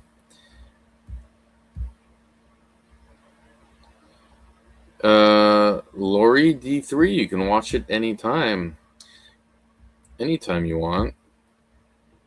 Were the parents on drugs? I don't believe that they were on drugs, actually.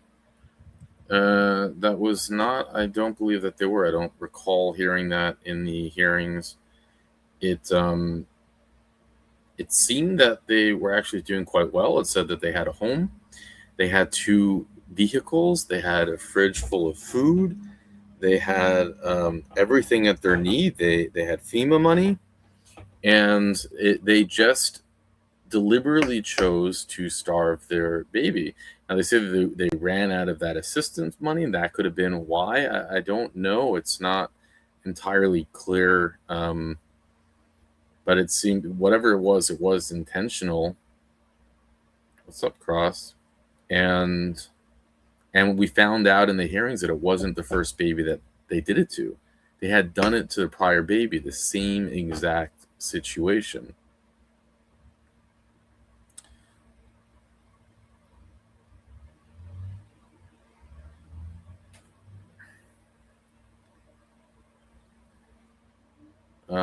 I think comments aren't working until we end the live chat.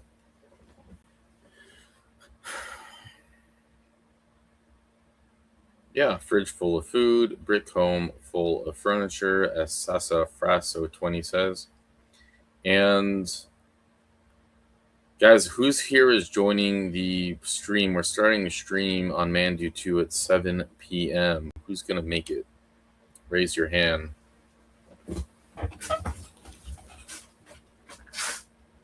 Let me know.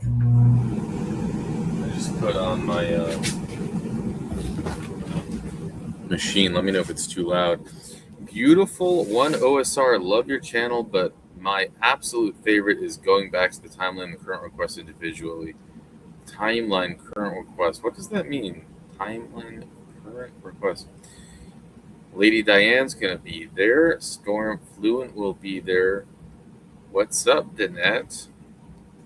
Yes, Sasafra. I mean, it's not me. It's my evil twin. But if you don't know about it, it's called Mandu 2. I know it's a very, very creative name. Y'all, we're about to hit 100,000 subscribers on Mandu Channel 1. Can you imagine? We're just a few 100 subscribers away. I think like 900 subscribers away from hitting 100,000 subscribers.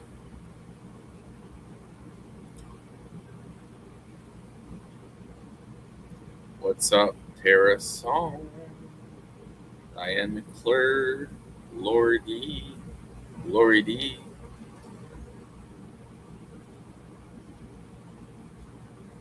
7 p.m. Eastern Standard Time. Wood Chipper Society. Did Sir Richard leave the chat? I remember hitting 1,000, says Phyllis. Phyllis has been here since the beginning. Can you imagine remembering hitting 1,000?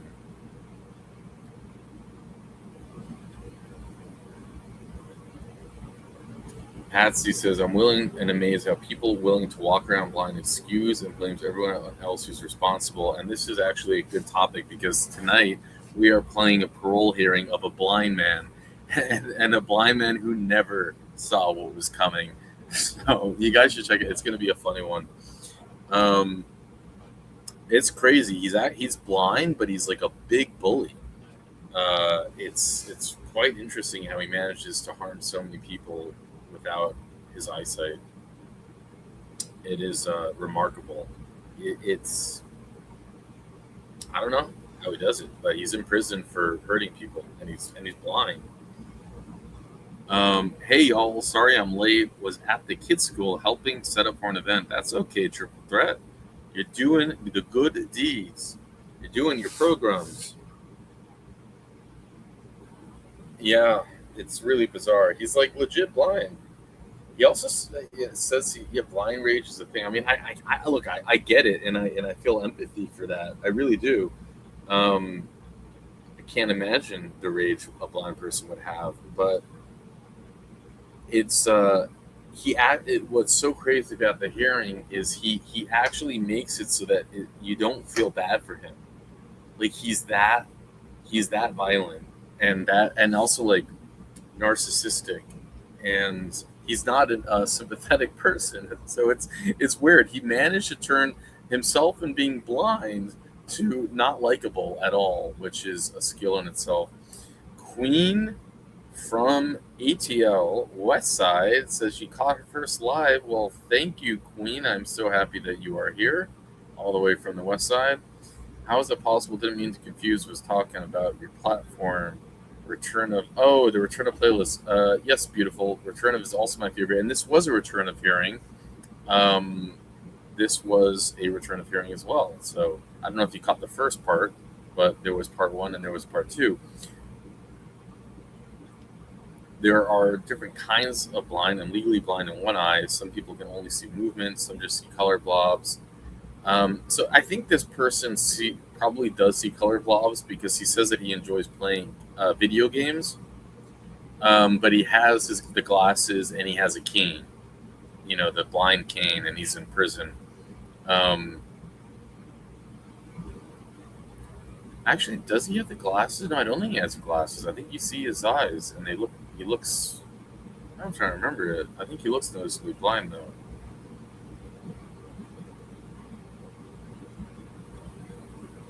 And I was just like, how does he play video games?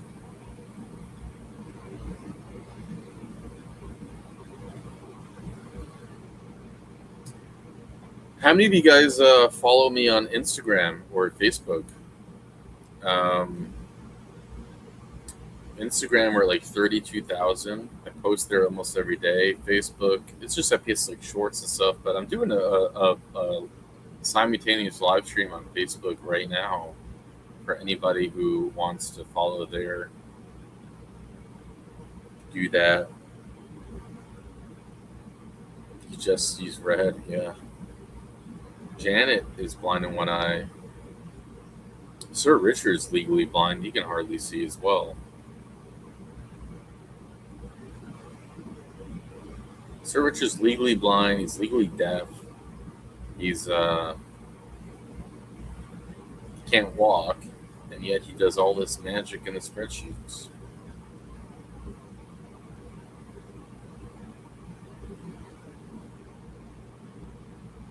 That is okay, Lee. Guys, I think I'm going to end the stream. Oh, here we have Sir Richard. I also have a 51-inch monitor, so that probably helps. That's big. That is a big monitor. Grandpa Do has something about that size. They make them so affordable these days. Talking of Grandpa Do just called me. I'm going to have to call him back. I don't know if I shared the story with you guys. Grandpa Do fell and almost died at 96 years old to fall. He fell in a Costco parking lot, and a Good Samaritan took him to the hospital. Well, went with him in the ambulance to the hospital because it was horrible. It was horrible. I mean, at 96 years old, you don't fall and survive it. But he didn't break a hip, but his whole face was black and blue.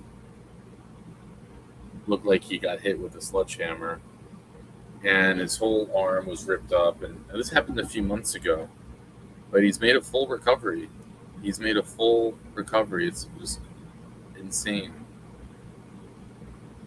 Totally insane.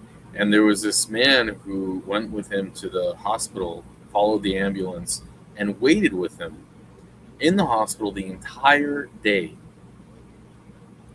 And then drove him home. And a complete stranger.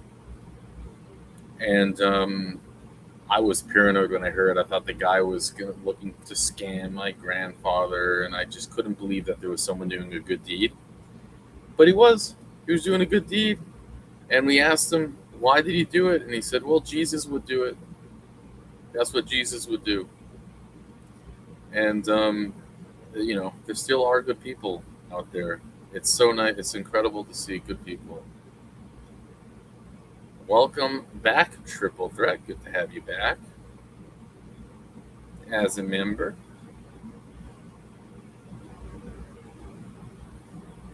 No, they don't build them like they used to, but it was a pure miracle that he survived it. Just totally insane. And not only, but he didn't break a hip. His hand is messed up. It's still bleeding. Like 3 months later, there's still blood coming out of it. He keeps getting his bandages changed, but I don't know. He fell straight down. Straight down. You know, filling up car with gas.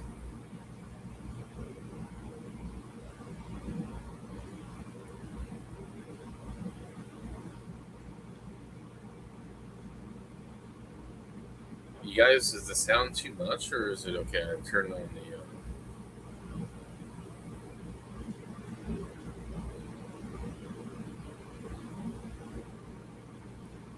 gravity sucks. Yeah. Yeah, he said it was like gravity. He just fell straight down.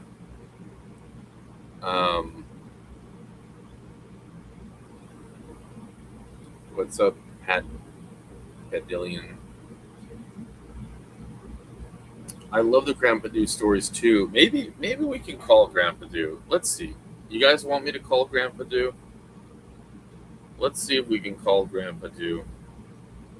Maybe we can hear a Grandpa Do story. That's a good idea, right?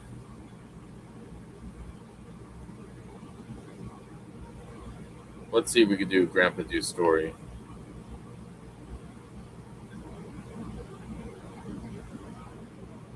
Grandpa Do. I'm going to put you on speakerphone, and I'm doing a live stream on the Mandu YouTube channel. Mandu. We're doing a live stream. Yes. If I put you on speakerphone, can you be on your best behavior? Okay, so I'm going to put you on speakerphone. All right. Grandpa Do you hear me? Good evening. Oh, good evening. Now, ladies and gentlemen, I want you to tell me if you hear Grandpa Do loud and clear. Good evening, ladies and gentlemen. I hope you hear me loud and clear. Oh, they're saying, Grandpa Do, yay, we hear you. What can I do for you? Grandpa Do, I was telling them about the story of your fall. I don't know if you want to share that, or maybe you have any other story that you are in the mood of sharing with the Mandu community. Well, I had an unfortunate experience. 2 days before Thanksgiving, getting ready for Thanksgiving dinner, my grandkids were coming over. I was getting all excited. My turkey was thawed. I was ready to start cooking. And I had a list to go to finish off for our Thanksgiving dinner. So I ran to Costco to get my food, and I said, you know, I'm a little low on gas. Why don't I stop and get the gas first, and then I'll get the food. So I stopped in, pulled in the lane, and then I was ready to start pumping the gas. And I noticed I had a few little things in the car that had to be thrown out. So, you know, they have a little wastebasket there between the pumps. I took it to the pump, to the wastebasket, threw it in, and on my way back to get to the pump, I tripped and went down straight as can be, as if someone pushed me to the cement floor, and ended up smashing my face, my arms, and I'm bleeding profusely. And 2 cars back, a neighbor came running out and he said to me, "Sir, I'm here to help you. God sent me to help you, and I'll be with you until we get through this problem for you." I couldn't believe it. I was shocked. In the meantime, they called the ambulance and they whisked me to the hospital. 6 hours in the hospital, they took tests. Everything was positive, no broken bones, no broken heads, just a lot of bleeding and bruised face, arms, and legs. They patched me up. 6 hours later, this good Samaritan said, "I will take you home," and he brought me back to my house. That was back just before Thanksgiving. Tomorrow I go to the hospital, fortunately for the last time, because my wound is still not completely healed. However, I did heal, even though the doctor who first saw me said, "Sir, this healing will take months and months, and if you're lucky, we don't need to do a skin graft." Well, it didn't take months and months, it just took since Thanksgiving, and I'm healed 99%, and hopefully tomorrow I get the green light to be back to normal. It was an experience that was difficult. However, fortunately, I pulled through it, and I'm doing just great now. I suppose you were able to do this because you're a veteran. Of course. It truly is. It truly is. Of course. Of course. Of Of course. course. Yeah, they train you to be ready for these kind of things. So Right. actually, they train you how to fall. And we used to do the parachute fall. You bend your shoulder when you turn when you fall, so that you don't get hit in the back. And it's worked for me in the past, but this time I just went down so fast it just seemed like somebody pushed me down. Never had a fall like this before. And I know what happened. I just tripped over the curb that extended between the two pumps at the Costco gas station. So I am 99% recovered now, and I'm feeling much better. It is a miracle. I remember seeing the picture of you, and I didn't think you would make it. I didn't think so either. I always said if you fall, that's the end. You're going to break a hip, you're going to break a bone, you're going to break this or that. Fortunately, I didn't break anything except my spirit. I got that right back. You got it right back. You did. I'm going to ask anybody in the chat, if anyone has a question for Grandpa Du, ask me the question and I shall relay it to Grandpa Du to answer. I'm seeing we have 100 people watching the stream right now, Grandpa Du. All very, it's 100.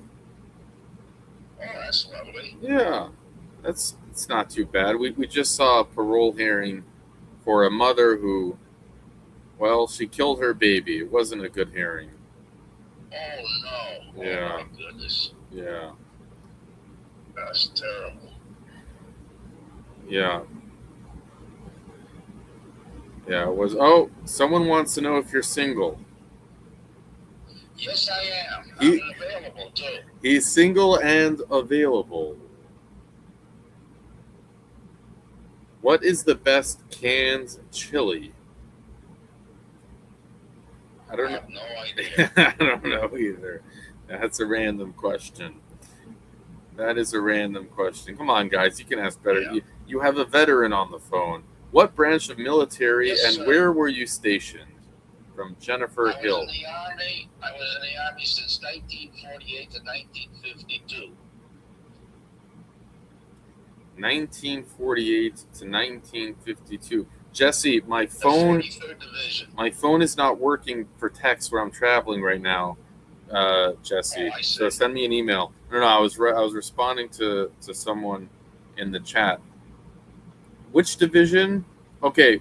Oh, here was 43rd. We have a question from Gimbal. Grandpa Du, they say, what is your secret for living a long life? Not smoking.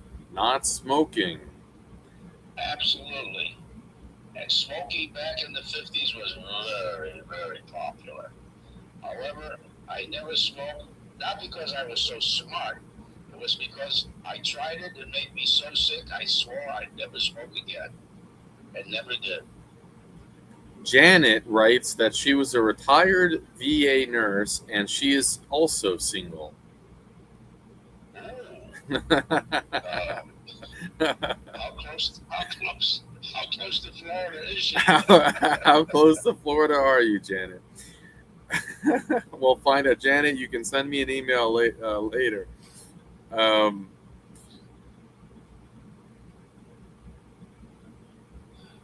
Why are you screwed, Jesse? Send me an email. Not smoking, that's it. No wonder I'm miserable. Oh, no. Oh, Jesse smokes. I see. We have a lot of people writing in the chat that they smoke. Oh my goodness, not good. Not good. Not good. How many times have you jumped from an airplane? Well, Grandpa Doo's never did. But that is on your bucket list. You said you wanted to jump out of an airplane. I wanted to, but I never did. Well, maybe you can do it this year. I don't think so.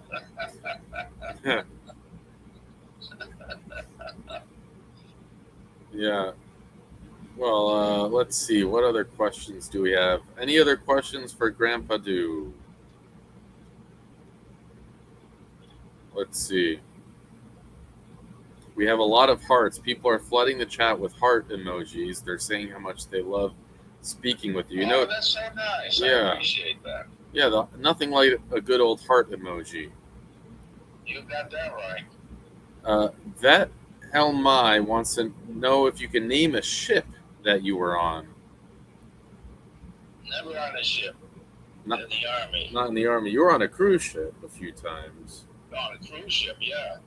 And Holland, America. Holland, America? Yeah. They're saying you have great energy. Yes, I do. You sound young for a 96-year young Grandpa Doo. Yes, I am. Yes. Yes, you are. Okay, Grandpa Doo, how do you stay busy? Question for how do you stay busy? Busy? Yes. Well, right now I'm very busy with my two daughters. I have two daughters staying with me for the last 2 months, and so I've been very occupied with that. Plus going to the hospital, having my wound taken care of 3 times a week. And now I'm starting physical therapy with the VA at the Sarasota Memorial Health Fit operation. And they'll get me back into condition again because I've been laid up for so long. So I've been really, really busy. You also forgot to mention your in choir. You sing. Oh yes, I'm in a choral group, and we're having our choral group concert on March the 8th.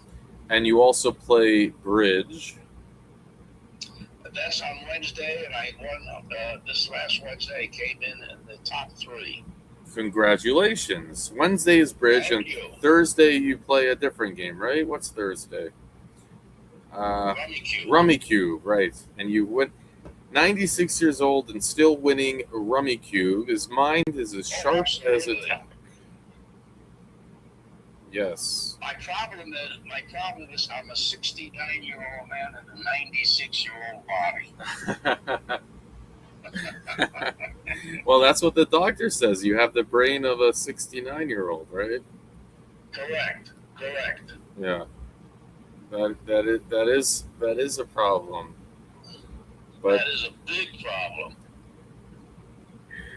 Yeah. But it beats the alternative. It beats the alternative.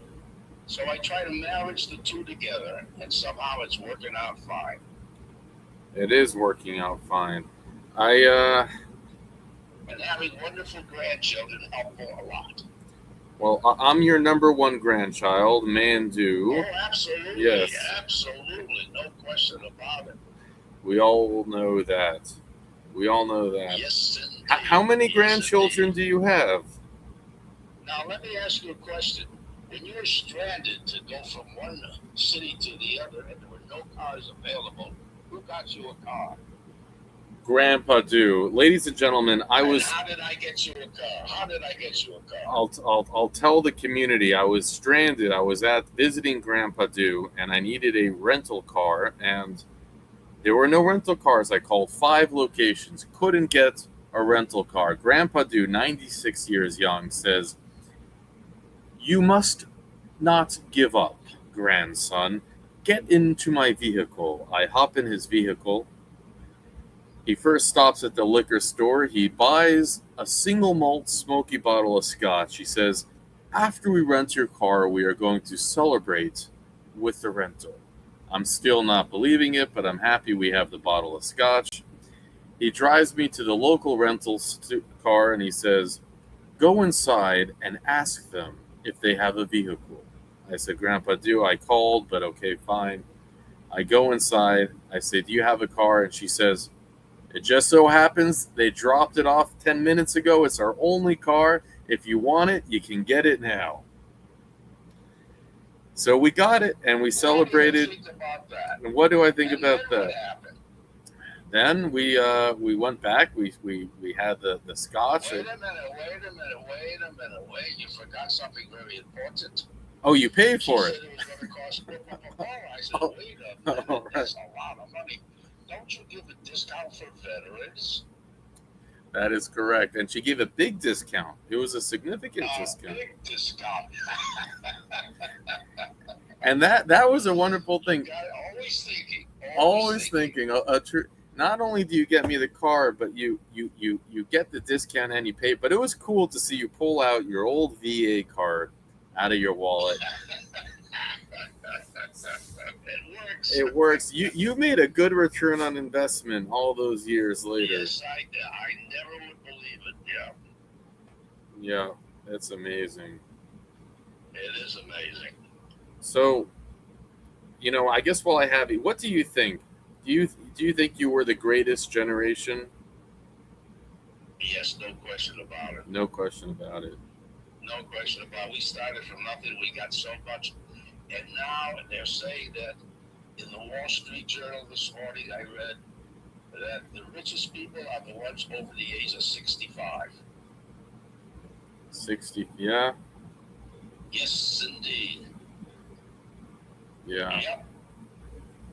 They've done well. Now it's tough. It's hard.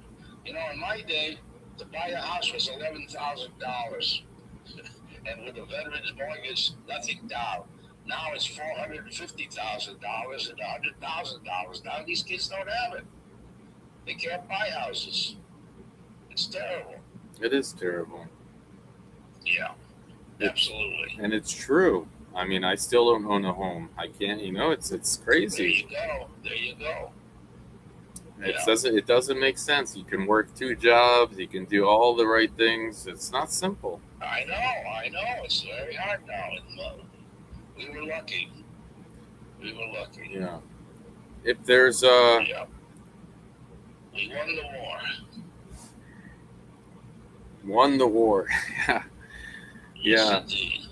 Yeah. It was also. And there's another one to be won again, I guess. Well, we'll stay off of that subject for the chat. Yes. Yes. If there's let me think. Any questions? If you have one regret, what is that?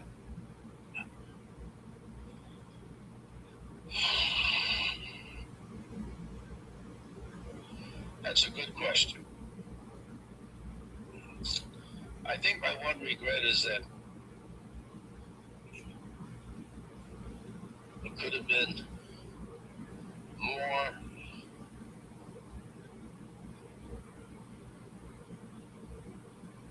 free with making my wife happier. Listen to that, She was folks. very happy. She was very happy. But that is a Yes, she was. more free to But make still, you more. Yeah. We're getting a We've lot been of having heart. 68 years. What type of music do you like to sing? The old 40s, 30s, and 40s, the big band. Cole Porter, George Gershwin, Hoagie Carmichael, Count Basie, that's my music. Eddie Goodman, Artie Shaw, What? Tony Bennett. Oh, we just have a question. Can you sing a line or two? Of course. Ooh. The very thought of you, and I forget to do those little ordinary things that everyone ought to do. You've got me in a kind of daydream. I'm happy as a king, and foolish though it may seem to me, that's everything. The mere idea of you, my longing here for you. You'll never know how much the moments go till I'm near to you. I see your face in every flower, your eyes in stars above. It's just the thought of you, the very thought of you.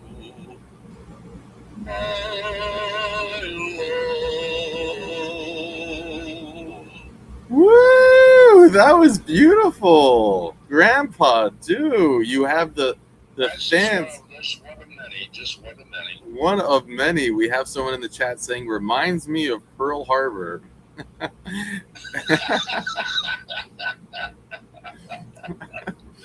Oh, that was beautiful. That was a good job. Wow. Thank you. I'm not crying, you are, someone wrote. There's people are love you getting a standing ovation in the stands. Oh, great. I love it. I'm a ham, you know. Yes, you are. We'll open up applications for anyone who's looking for a date. I'll tell them to email me. You got it. Yeah, they don't even have to be rich. Well, have a great evening, and it was lovely talking to you. Lovely talking to you as well. There's one last question if you want to answer, and then we'll let you go. Was there one moment in history that changed your life?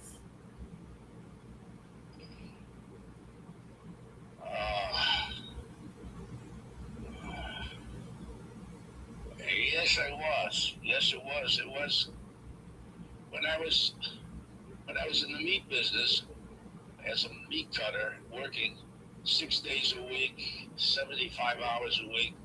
My wife said to me, if you don't leave the meat business, I'm leaving you. Because it was just too hard. And I made a decision. I'd rather be with her than with a hind quarter of beef. And I left the meat business and I went into the insurance business and turned my whole life around, and life was so much better. And as a result, I'm today enjoying a wonderful pension from the large insurance company that I worked for 25 years, and it turned my life around. That's my big change, yes. Yes, sir. And moral of the story is happy wife, happy life. Amen. My motto is work hard and play hard. And that's what I did all my life. Yes, you did. And on that note, we'll let you go, Grandpa Do. Thank you, grandson. It's been a pleasure. I love you. Love you, man, too. Love you, grandson. And it's perfect timing, ladies and gentlemen, because it's 7 p.m. in 2 minutes. We will be starting a live stream on Mandu 2. Make sure you are there for the stream. Maybe I'll drop a link in the description, in the chat. But guys, I am so blessed to have a Grandpa Do. And it is incredible. He's taught me so much. He's been a big part of my life, and he's what I aspire to be. I through him I could see what life can be. Growing old, he loved his wife so much, and I saw the love, and I can still see the love. I was with him recently, and he was crying how much he missed her, just crying. And I don't see him cry. He doesn't cry. He never complains about pain, but he cries talking about his wife, and it's just to understand the true, what you can get out of life. It's, I don't know. I don't mean to but it's nice to see, right? It's nice to see, to have role models like Grandpa Do, and an aspiration of what you can be, I think, and a lot of hope. He's 96 years old. There's so much that we can do with the time that we have in our life, right? There's so much time. I know that's, it's not. So anyways. Are you sure it's on channel 2? I don't see it. Oh, I hope I didn't mess up. Let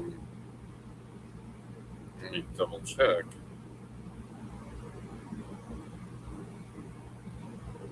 Are you sure it's on channel 2? I don't see it. Did I mess up? Let me check. That was such a gift. I'm glad I was able to get on it. My grandmother's 92, and they truly have a greatest generation. Yeah, they truly are.